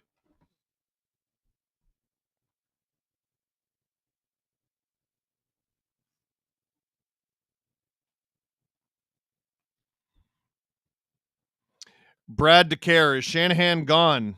Yes, after he gets his cup ring. Because the Leafs are coming back, baby. Nylander out there with Domi and McMahon. This line has the Leafs' only goal. Let's get another one. Come on, boys. Domi's there if they can get the puck to him. And they do. Domi in front to Riley. Riley around. Oh, Nylander. Ah! Stopped by a body in front. I know the Stars are getting a well-deserved heat, but what the hell are the Leafs going to do about Riley? A well-earned -3 tonight. Ugh. Stop by Nosek. Like, yeah, no one gets blamed for that last goal but Woll, but, well, I don't know about no one, but, like, you have to stop it. Listen, Riley's been a good playoff player for them. This is terrible. Like, I don't think it comes down to, all right, who's the blame for the Game 7 loss? Get rid of him. The Leafs need to, if they can't come back in this game, the Leafs need to rethink the Leafs. They've been same core, tinkering around the edges forever. New decor, great. 2 great goalies, great. They don't score. They do not score in the most important games in the playoffs. They have 1 goal.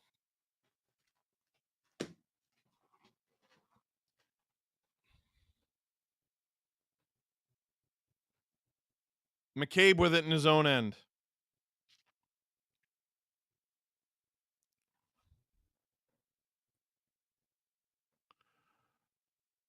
Watch Medicine says USA, USA. Mad. Made you mad. Tanev.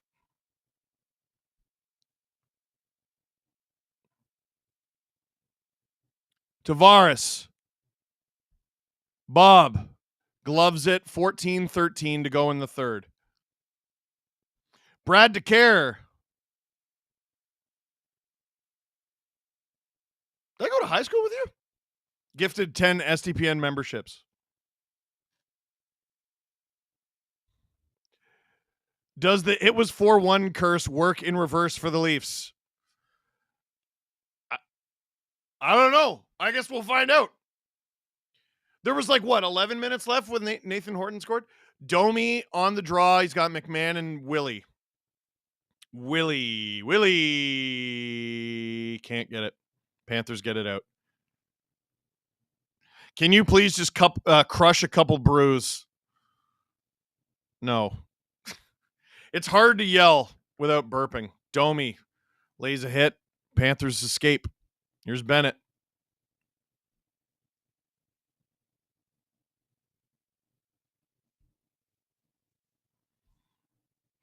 Oh, in front for Tkachuk. Stopped by Woll.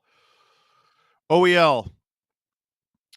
Out of the reach of Willie, who was changing anyway. Carlo plays it to Matthews. Can't clear it. Kulikov stopped by Woll, and it's a D-zone draw. Marner just high-sticked the guy, and I'm wondering if he's going to get called. TV timeout. Hey.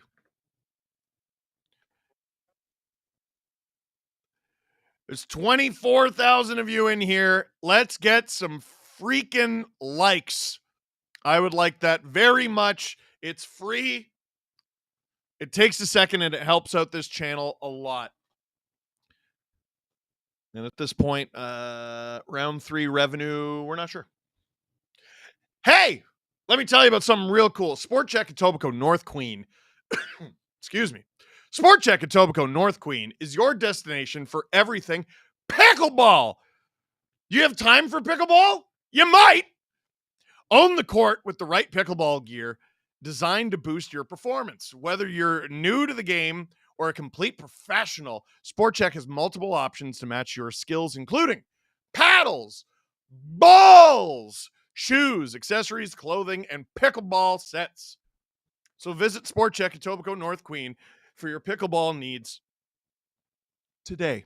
And tomorrow, we're going to be recording the Steve Dangle podcast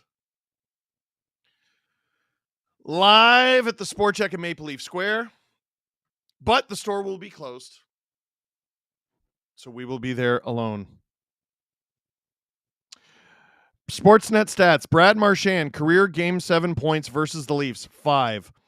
Austin Matthews and Mitch Marner, career Game 7 points with the Leafs, 5.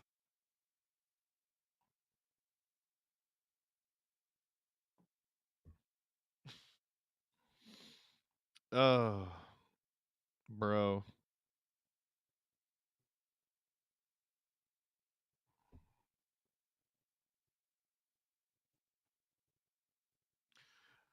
Apologies if there were issues with the trivia, by the way. I'm just getting word.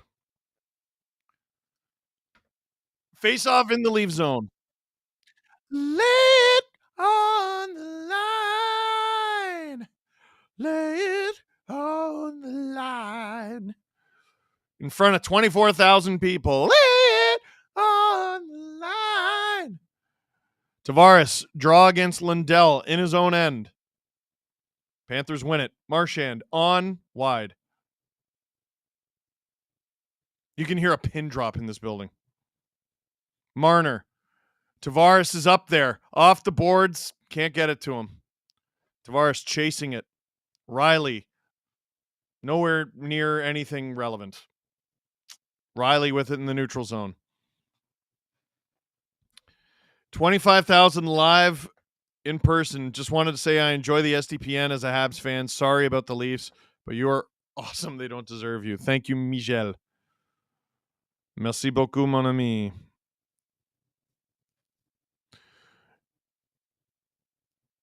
Je veux une better équipe de hockey.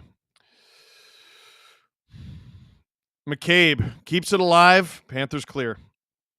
McCabe prevents the breakout. 12:24 to go in the third. You need 3 goals. Rodriguez gets it out. It's Barkov. Yarncrow clears him out. Here comes Pacioretty. Gets around his man. He's tripped. No call. Send in the clowns. Those Laffy Daffy clowns. I don't think those are the words. They are the words, but not in that order. Lawrence gets around his man in front for Yarncroke, who has 5 goals in 104 Stanley Cup playoff games. Lawrence off the boards. Riley, Carlo on, deflected wide. Lawrence, Lawton, sorry. Panthers clear it. 11:26 to go in the third.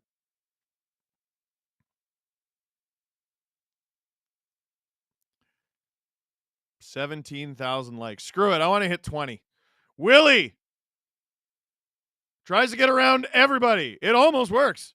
McMahon. Domi is in front. This line's look pretty good. Riley on. Battle in front. Leafs don't come up with it. And here comes AJ Greer. He's got a step on Mo. Tries to get around him. Doesn't work. Domi. Up for McMahon. McMahon cross-checked in the mouth by Jones. No call.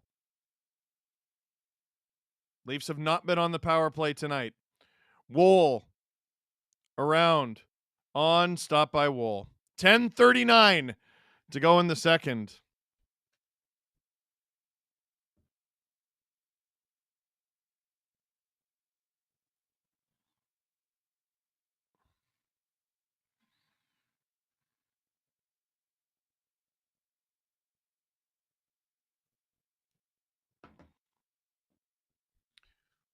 $10:39 to go in the third. Draw in the Leaf zone. Reinhart on. Oh my God!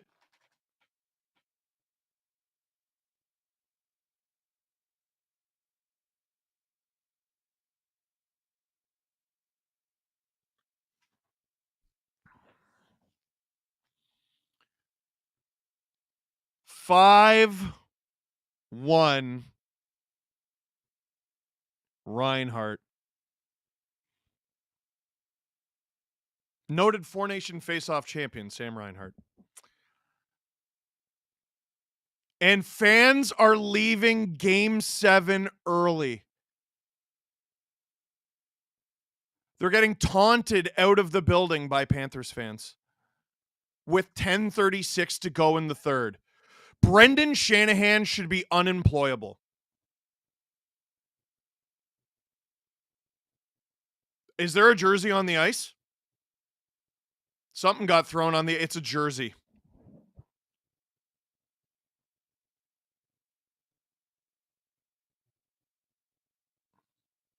Shots are 29-14.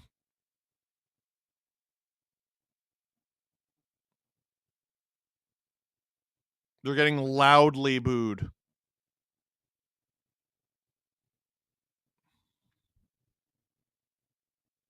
There's more debris on the ice, and play is going on. Alex sent 10 STPN memberships. Thank you. If I paid $1,500 for a lower bowl seat, wouldn't I be mad? Yes. I paid $600 for a pair of Jays playoff tickets. Wow, there's a jersey that just got thrown on the ice during play. The ice is literally getting littered.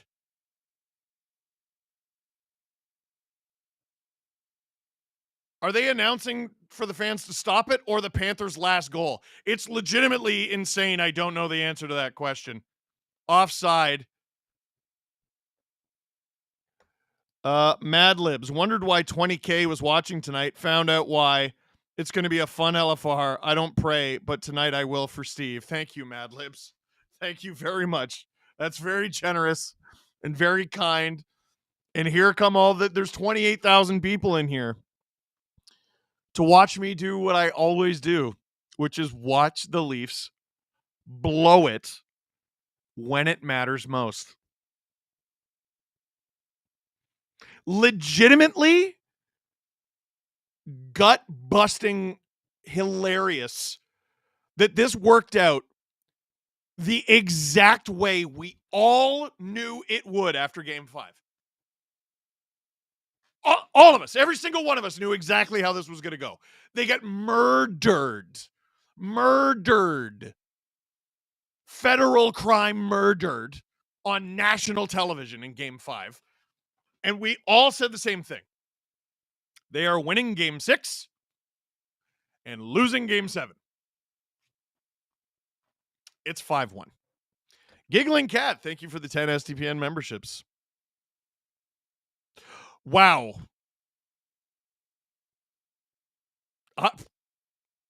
Travis, that's a... Okay. 3 things are certain in life. Death, taxes, and the Leafs losing in Game 7.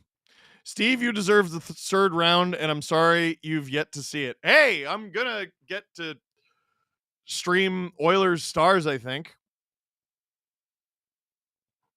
Although, I think this means I'm going to have to miss a beer league game. Because the Stars play that night. Stars and Oilers. Thanks, Leafs. I get to miss a beer league game.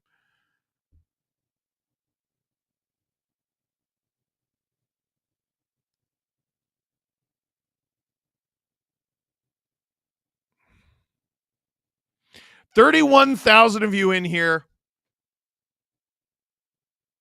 to drink the sad clown's tears. Just click like. It takes a second. It's free, and it helps the channel so much. Up the ice. Play continues. As the fans boo. McCabe with a good shot, stopped by the glove of Bobrovsky. Francois Lebel, le clown est triste, le clown est triste. Tout sur une piste, il est triste, un Christ, rock on belles oreilles. I don't know what most of that means, but I am learning. Big fan, Steve. Thank you.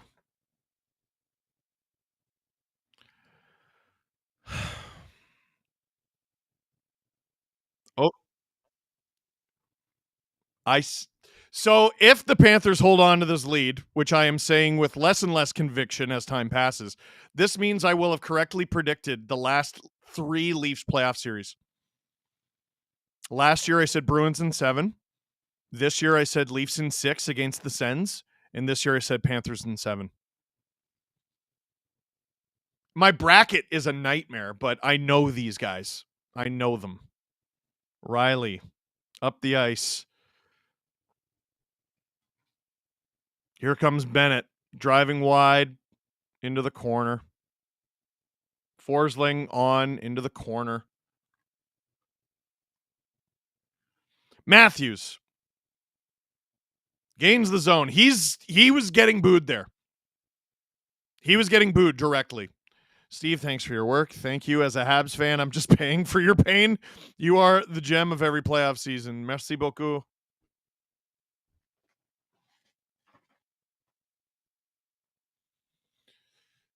I don't know enough swear words. Matthews to Pacioretty. He's got Holmberg with him. Yeah, Drew just said in my ear, this game's taken forever. There's going to be 40 whistles. Count how many whistles are between now and the end of the game. Tavares, nice move. Puck hit off his stick. Pacioretty. Tavares. Taken to the ice. 7:47 to go in the third. Panthers dump it. Is this enough for icing? No. Thank you, Mario.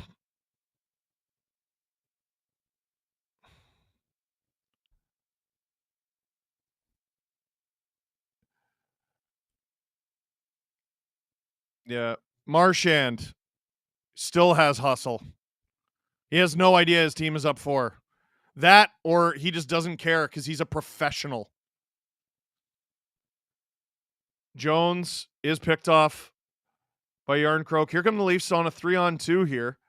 Lawton, Lorentz, stopped by Bob. I'm thinking about Lorentz. I'm thinking about OEL, and I'm thinking about Stolers, who this is probably going to sting a lot for, watching their former teammates who they won a cup with celebrate as they defeat the divisional rival they all chose to sign with. Nylander. Domi on wide. Domi might be the only Leaf skater who showed up after the Panthers scored. Drew, can you believe this team is the team you watch for the final 15 minutes of the first period? Oh, you bet on the Leafs? Oh yeah, you did. Yeah, but you bet what, $3? Oh, was it more? Oh. Oh. Why'd you do that? On, wide. Marner. 6 minutes to go. On, wide. Riley. Nyes is out there. Matthews, taken down by Mikkola. Gets it in front, no one there. Panthers clear. 5:45 to go. Thanks for the Sheldon Keefe. Here, wait.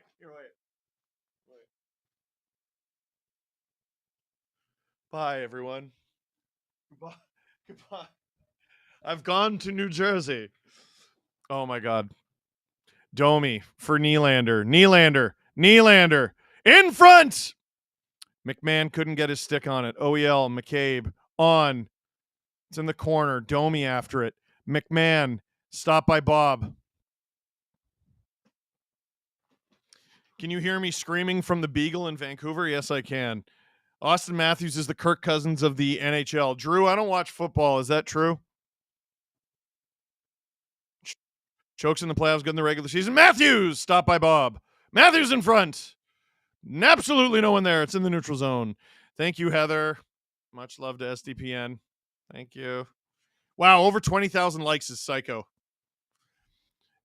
Should you and your team add even more focused other teams so that your income isn't so tied to the Leafs? So we're going to commercial break. Confidently, it wouldn't matter.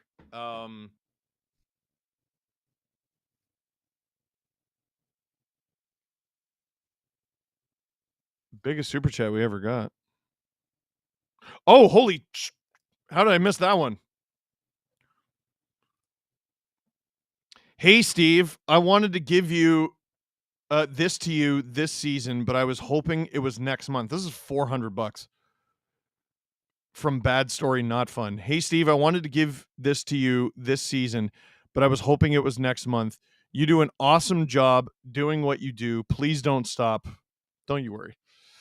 I hope one day I get to meet you one day just so I can get a photo with you. You are a celebrity in my eyes and a cool dude. Also, give us more Hat Guy, please. Well, gosh, man. Thank you. It's fun. I have a fun life. Believe it or not. Believe it or not. I was joking with someone today. Like, I can't talk to my friends about a bad day at work. Because they're like, oh, yeah, at the construction site, I friggin' tripped over a beam. I broke my ankle and I busted my chin and needed stitches while on the way down. How was your day? And I'm like, the Leafs lost 4-2 to the Devils. Like, it's hard to have a bad day, right? Like, it's a pretty cool life. It's a pretty cool career. I've gotten to meet a lot of cool people. I've gotten to go to a lot of cool places. I've got to have fun. I got the gentleman's family, got a son and then a daughter. Do you shave the beard live? Ooh. Simon Andrews, 10 SDPN memberships. Thank you. Canadian Girl, 83, 5 SDPN memberships. Thank you. I don't want to shave the beard. I don't think I have the greatest chin, which is kind of why I want to keep it. And yet, it's like mostly white on the chin. God did not see fit to bless me with nice facial hair. Every year, I get texts from people like a relative died. Leafs have an empty net with 4:20 to go in the third. Top line is in there digging. Riley, on. Blockered away. Matthews. Out of the reach of Tavares. Nylander is out there. Domi is out there. Nylander taken down. Under 4 minutes to go. Leafs down 4. You got to try. Reinhart digging at it. I don't think there's enough fans left in the building to boo. Rodriguez gets out. He's definitely interfered with. They don't call it. Marner.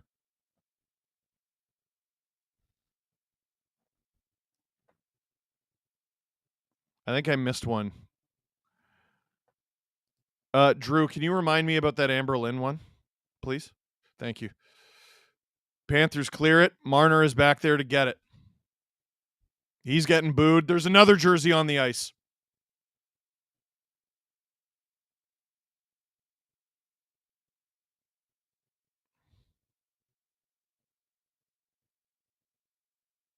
And Marchand ices it. His 150th playoff point. 6-1. The Leafs had the chance to make their Game 7 record 6-1 tonight.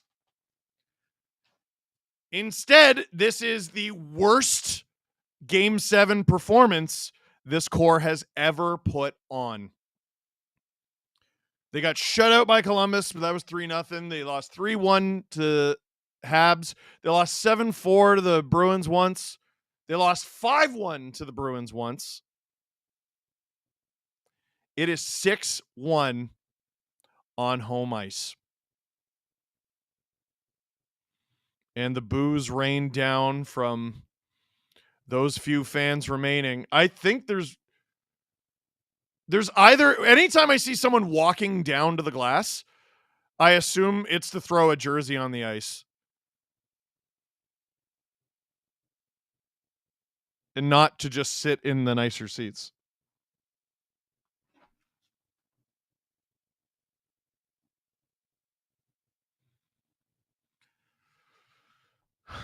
I'm getting texts from people I haven't talked to in like a long time, and I miss them.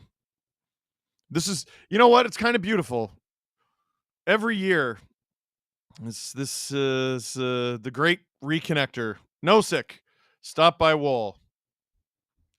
2:33 to go in the third.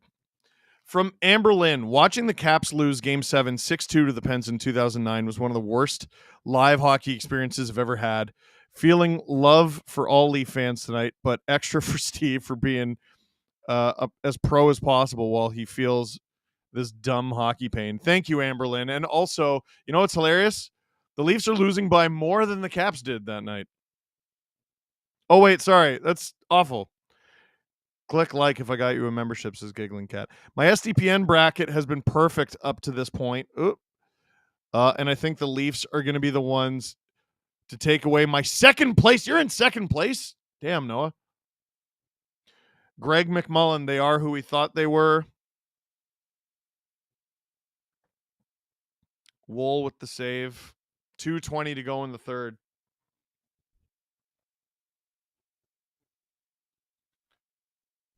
Yeah, I mean, listen, the only outcome I wanted was a Leaf win. It was the only outcome I wanted. Losing a tight one, I think, leads to a lot of questions. This is 40 exclamation marks.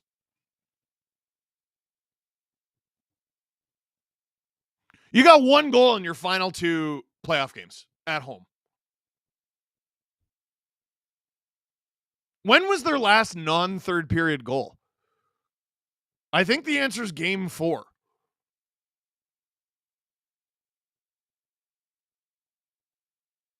It's insane.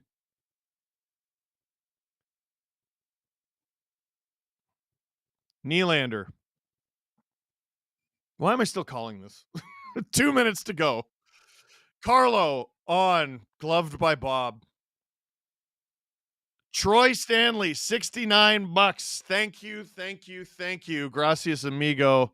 Also, it's the sex number. Yeah! Shout out to banging. Woo! Oh, Thank you, Drew. Thank you. If you're going to be depressed, you might as well have some Hawkins cheesies.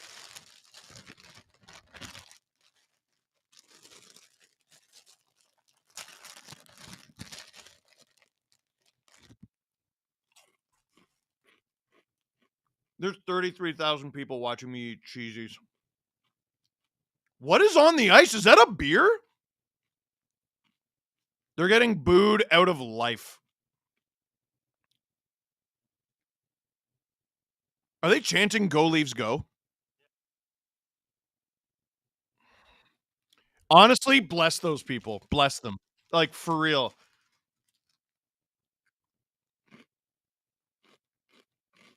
There's just an enormous beer stain, like, right over the Leafs blue line.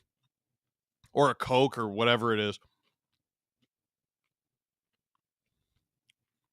You know what's going to be annoying? Is when the final horn goes and the camera immediately goes to Marchand.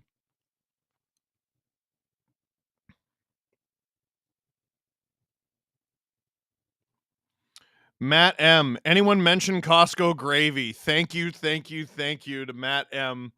They did. And it wasn't enough.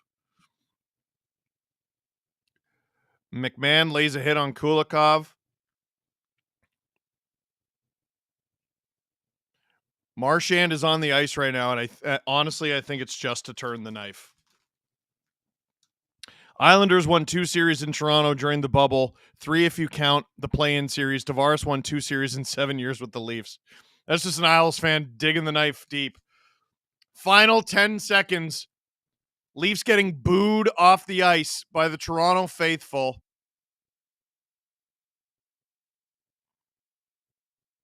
Losing 6-1 in Game 7. Their season is over. And I'm waving goodbye to Brendan Shanahan.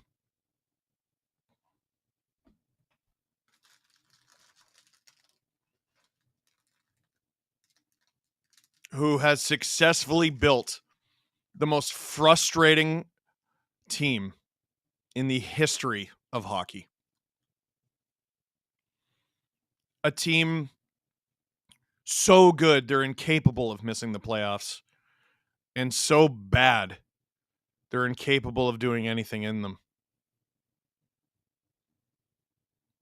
Is this Mitch Marner's last game as a Leaf? Is this John Tavares' last game as a Leaf?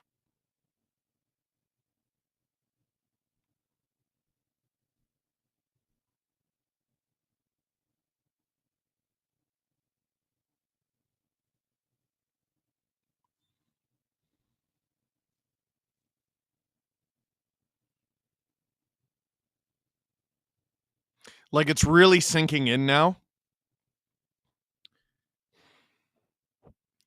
Like, I'm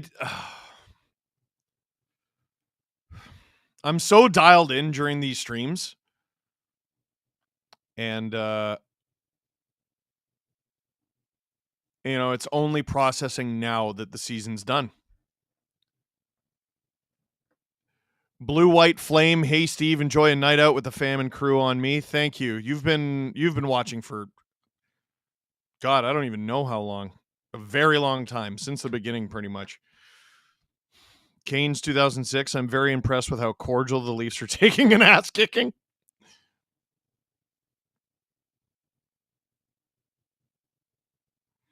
Brad DeCare, we took them to 7 though. Come on. I can sense the sass.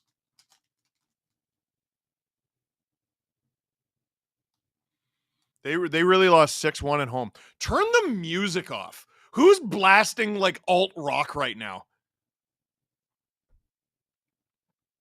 Amram, thank you. Robert Bet. If it walks like a duck and talks like a duck, why do the Leafs think it's a dog? We need changes. Hey, Drew. I think we're using the video in the LFR, yeah.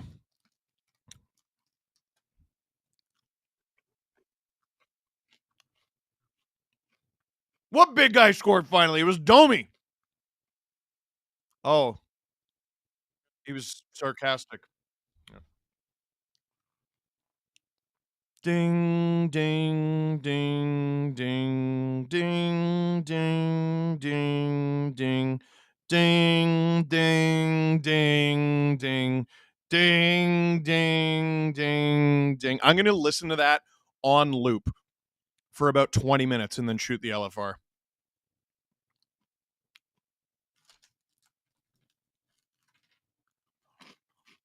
Thank you, Trey, from a Panthers fan.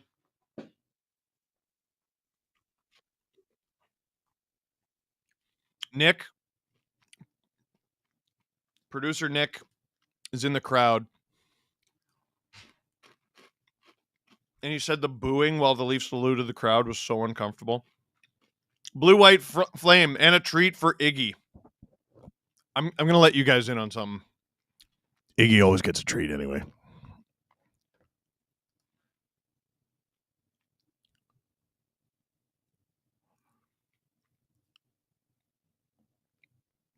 Kelly, Rudy, and Bieksa. We won our division. We lost in the second round. Cup champs, 7 games. Dude. I'm turning it off. I can't. Guys, this is the torture, the horror of the Leafs. They almost never get their asses kicked. Not over the course of a series, right? Every year, well, they took the Capitals to 6. 5 of the games went to overtime. Every game was decided by a goal. Damn. 2018, well, you were down 3-1 to Boston. Forced to game 7. You were leading in the third period. You ended up losing. Damn. 2019, well, we had home ice advantage against Boston this time. Yeah, we lost 5-1 in game 7, but, at least it got to 7. Damn. 2020. Yeah, we, ended up with one of the most miraculous comebacks in the history of the playoffs, scoring 3 goals in 3 minutes to force overtime, and then we won it in overtime. But we got shut out in game 5, but, maybe if that series went 7, we would have won it. Damn. 2021, we win the division. Hooray for us. We blow a 3-1 series lead. I don't know how you make that one positive, but they stuck with the team anyway. 2022, you had a chance to finish the Lightning in 6. You couldn't do it. Went to overtime. Game 7 is in your barn against the reigning Stanley Cup champs, and you lose by 1 goal. Damn. 2023, you lose in 5 to Florida, but in the second round. And we fired our GM, so it'll be a different result. Damn. 2024, again, 3-1 comeback against the Bruins. It's game 7. You were leading. You lose, but it was close. Damn. Fire the coach. Bring in a new guy. It's game 7 again, which you forced again. And you get your asses kicked. Guys, they got their asses kicked. I don't give a damn that it was in 7 games. I don't care.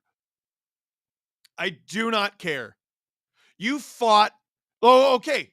Right? You won the division. You fought like hell for home ice advantage in these playoffs. You got your shit rocked. Rocked in games 5 and 7. Like, dude, what was the score? Ugh.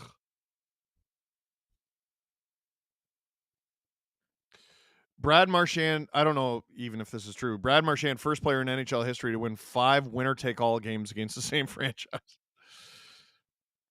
Sharks truther time? Maybe.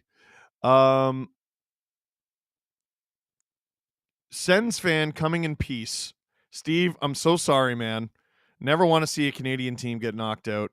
Love to you and yours and the SDPN team. Thank you. God. The Leafs are so bad. They're like bringing people together.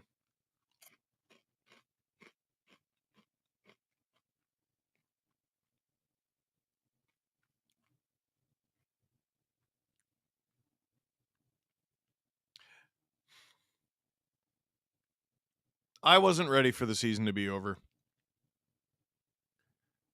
BX is defending the core. Stop.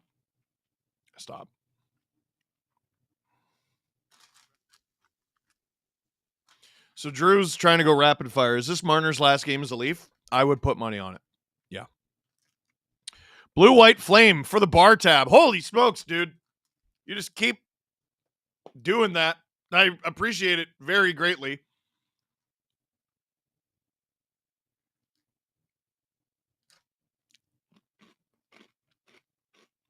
For the bar? Or do I get so many Hawkins cheesies? I love these things. Unapologetically. I know Drew doesn't like them. Sorry, Steve. Great work by SDPN. Thank you. Sorry for your loss. Time to cheer on Edmonton.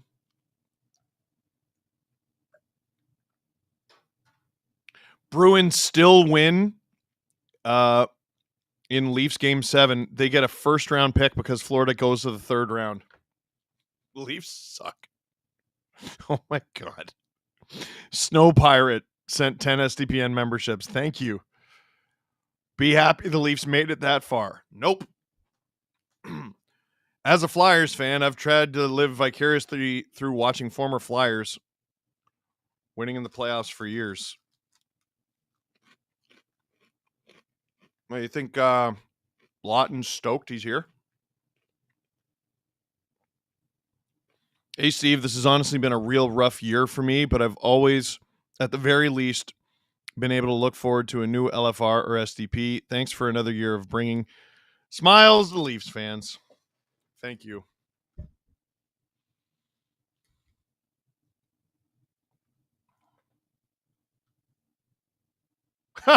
Sabres fan, who should be sent to us for punishment? Ooh. Dude McDuderson sent 5 SDPN memberships. Thank you. When Mitch walks, I hope everyone remembers we could have had Rantanen. Thank you, Nash, for that.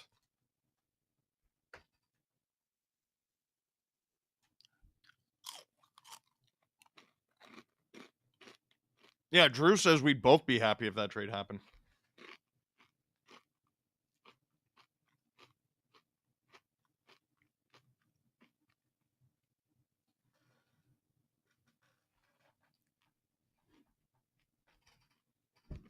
Thanks for the stream, Steve. I've been a subscriber to the Steve Dangle channel since 2013. Never gets easier to lose a Game 7. You know what I'm proud of? So it's not official, and it might fluctuate a little. Rangers fan 30 with 5 SDPN memberships. Beautiful. It might fluctuate a little, but I'm proud of my channel, Death Eater with a gifted membership. Thank you. My channel, the Steve Dangle channel, I began in 2007. I had a 9-year head start on the SDPN YouTube channel. I believe today or tomorrow, actually, no, definitely today after the stream, the SDPN YouTube channel will pass the Steve Dangle channel in all-time views. I'm coming up on, both channels are coming up on 89 million all-time views. We got over 150,000 subscribers for this channel. You could become one of them. I think that'd be great. I think it's a really good idea.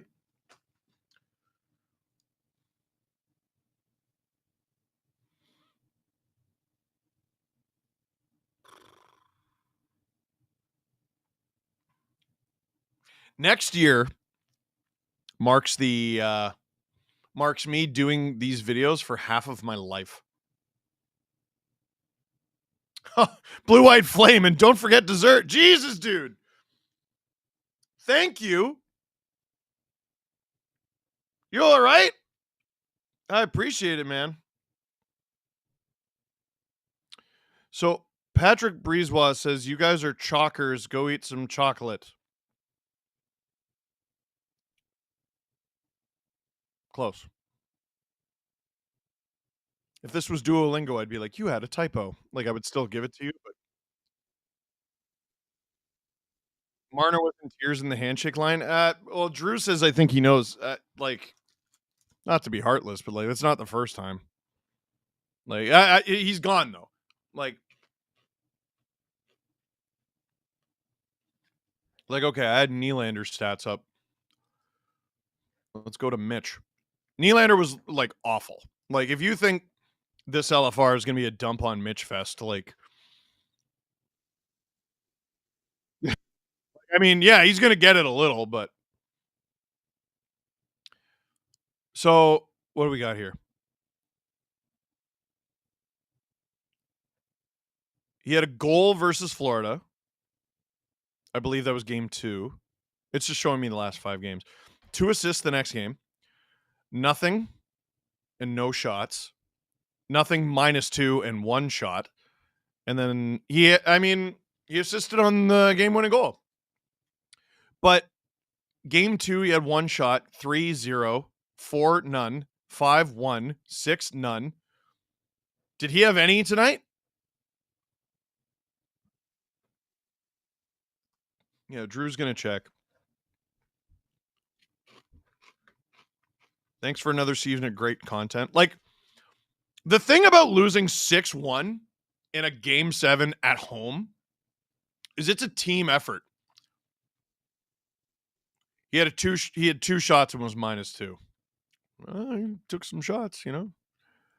Like, who? What is the list of Leafs who had a good game tonight? Drew picked Benoit for some reason. I thought Domi looked great all night. Domi looked great all night. Can I guess the only 2 Leafs that were plus? I cannot believe there were any. Domi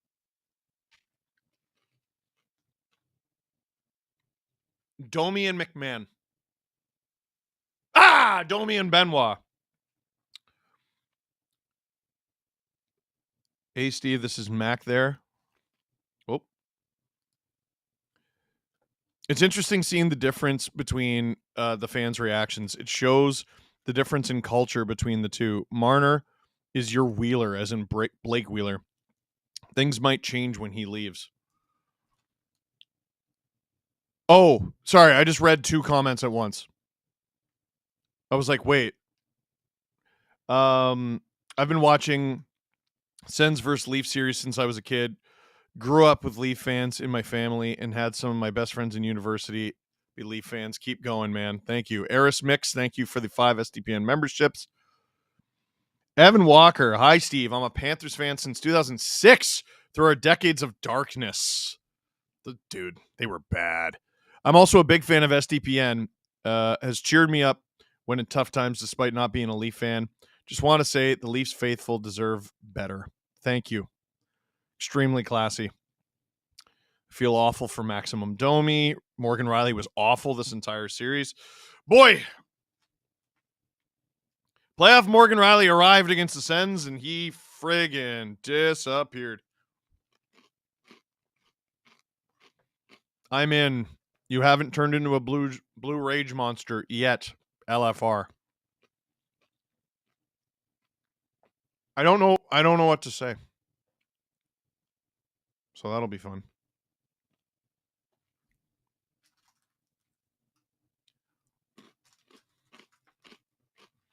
Hockey belongs to the South?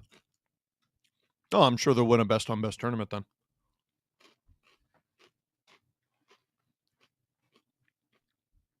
Gonna miss these streams, Canucks fan, but also hate seeing a Canadian team knocked out. Much love, Steve.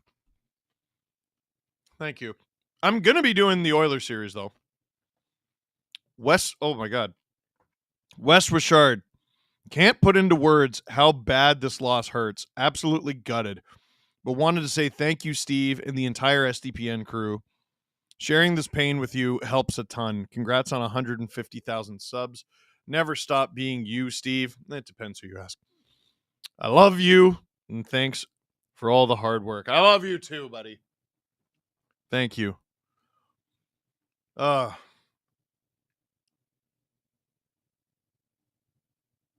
know what? You know what? I'm going to do something. Dylan.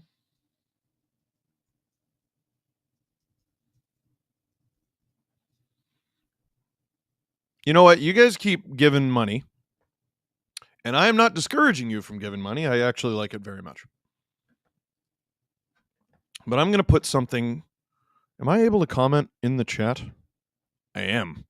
So this is going to come up as from SDPN, but it's me. There's a GoFundMe link I'm linking to. This is for a guy named Dylan Earl Foster. I talked about him at the end of the Send series. I should have promoted this GoFundMe a long time ago. So Dylan's mom reached out to me around Christmas when I was doing the book tour, a little before Christmas, and basically told me we live in, Walkerton, I think, which is not close. It's a long drive, a nice drive, a pretty drive, but basically told me Dylan's a big fan and he doesn't have long. I went there. All we did was talk Leafs the whole time. His bed, which was in the middle of the living room, had nothing but Leaf stuff. And unfortunately, he passed January 17th, about a month after I met him. We texted nearly every day. Pretty much every day after we met until the day he passed. If you can help out his family, I know they're doing a celebration of life this summer. If you can help him out in the GoFundMe that I just put in the description, that would mean a lot to me. And it would mean a lot to his family. I don't know. We're all in a mood, right? We're all in a weird mood. Might as well try to do something with it. Do something positive, right?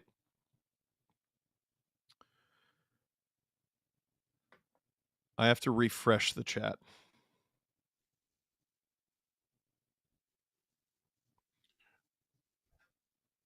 Drew sent me some very cool stats.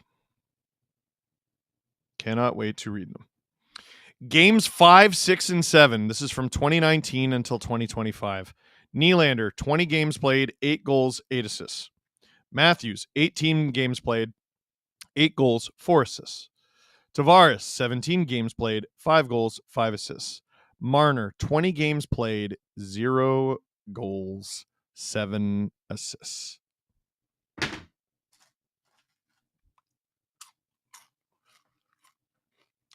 pretty bad. Pretty bad. Steve, just want to thank you for the constant entertainment over the last several years. And I'd like you to know that me and my Hawks loving family are always rooting for you. And we like to cheer for the Leafs on the side. Thank you. Thank you. Love when people have a little side team, you know?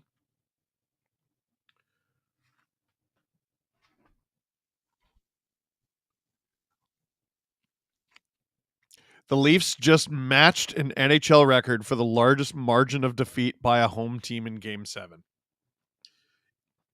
Yeah, Drew.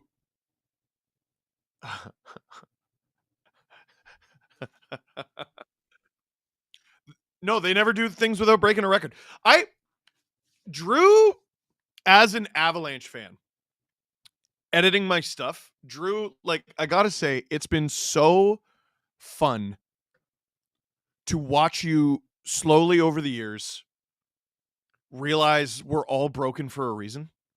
We're not making it up. They're legitimately the most slapstick, cartoony, insane team in the sport. It's insane. There is no record. It's never normal. By the way, 24 people just donated to the Dylan Earl Foster GoFundMe. It's gone up about $1,000. His family is looking to raise $12,000. He's at 6,600. Still talk to his brother, talk to his mom every now and then. Like there was a part of this winter, like Dylan was involved in my life pretty much every day. Spoke to him the day he died.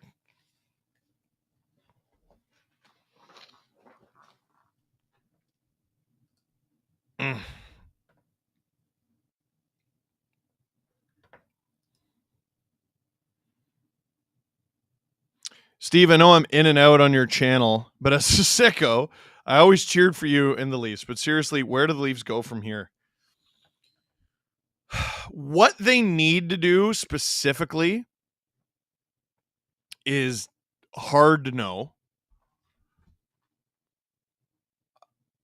I mean, no one wants to look at it this way. They're going to have an unbelievable amount of cap space, right? Like, Tavares is not going to make $11 million next year. Even if he returns to the Leafs, he will not be making 11 mil. Marner ain't coming back. He ain't coming back. So there's another 11 mil, almost. They don't have a ton of assets, so that is difficult. And the free agent market is not awesome. And I don't want them spending money on Sam Bennett. Yeah, Drew says why not? I mean, it might be nice to have him on your team. First of all, I think the Panthers are simply going to keep him. He's going to sign some sweetheart deal just like Reinhart. Also, like I feel like if he signs a bloated contract with a Canadian team, there's a far greater than 0% chance the contract sucks. Holy shit! Dylan's GoFundMe has gone up $3,000. God, you guys are beauties.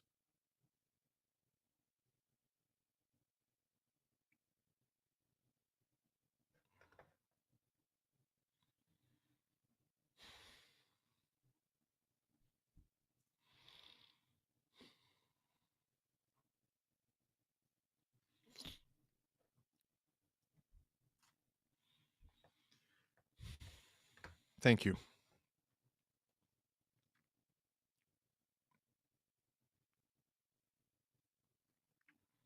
I'm sure Ty is proud of his son getting the only goal. I bet he is.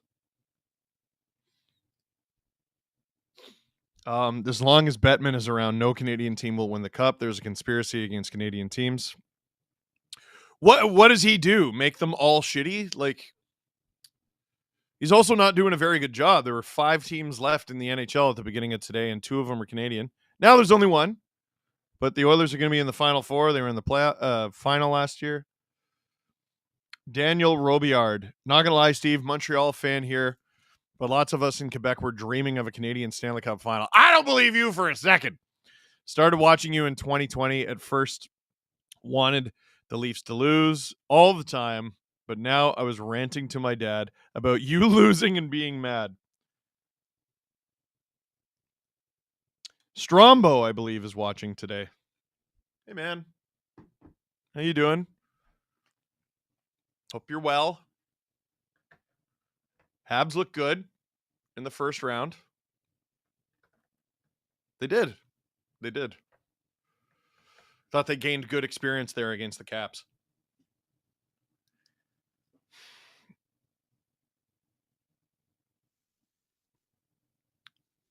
Oh, we need to see the video, Steve. You will. Unfortunately, you will. Drew, I got to talk to you about like how to use it. Like, cause yeah, I don't know. It might be a cold open. The B4's3MX, you have a very complicated name, but you sent 10 SDPN memberships, and I appreciate that very much.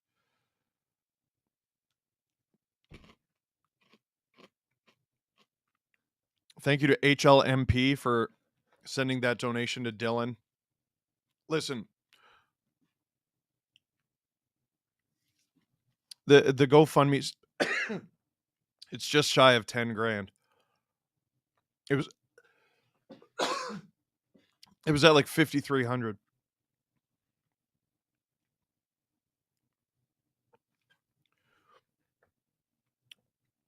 I think I'm going to go before I lose it. Yes, a reminder, I am doing the Oilers Star Series in round 3. Adam is doing Panthers Hurricanes. SDPN. To the moon! Thank you for taking a chance on us, everybody.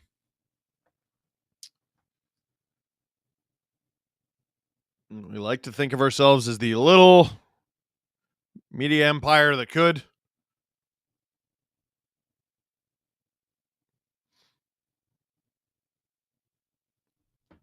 We're rather tiny. But one day, I hope to become a soulless billionaire. And I will act like I'd never met any of you. No, can you imagine? I have one of those book signings. I have a security guard like Messi, where if you put your arm around me, he swats you away. I would never do that. I like hugs and Hawkins cheesies and the Leafs winning. And I get 2 of those things, and 2 out of 3 is pretty good. So, that is it for this one. Thank you very much for watching. Thank you for everything you've done for Dylan's family as well. Click like if you like this stream. Click subscribe if you really liked it. Tell all your friends. There's always next year.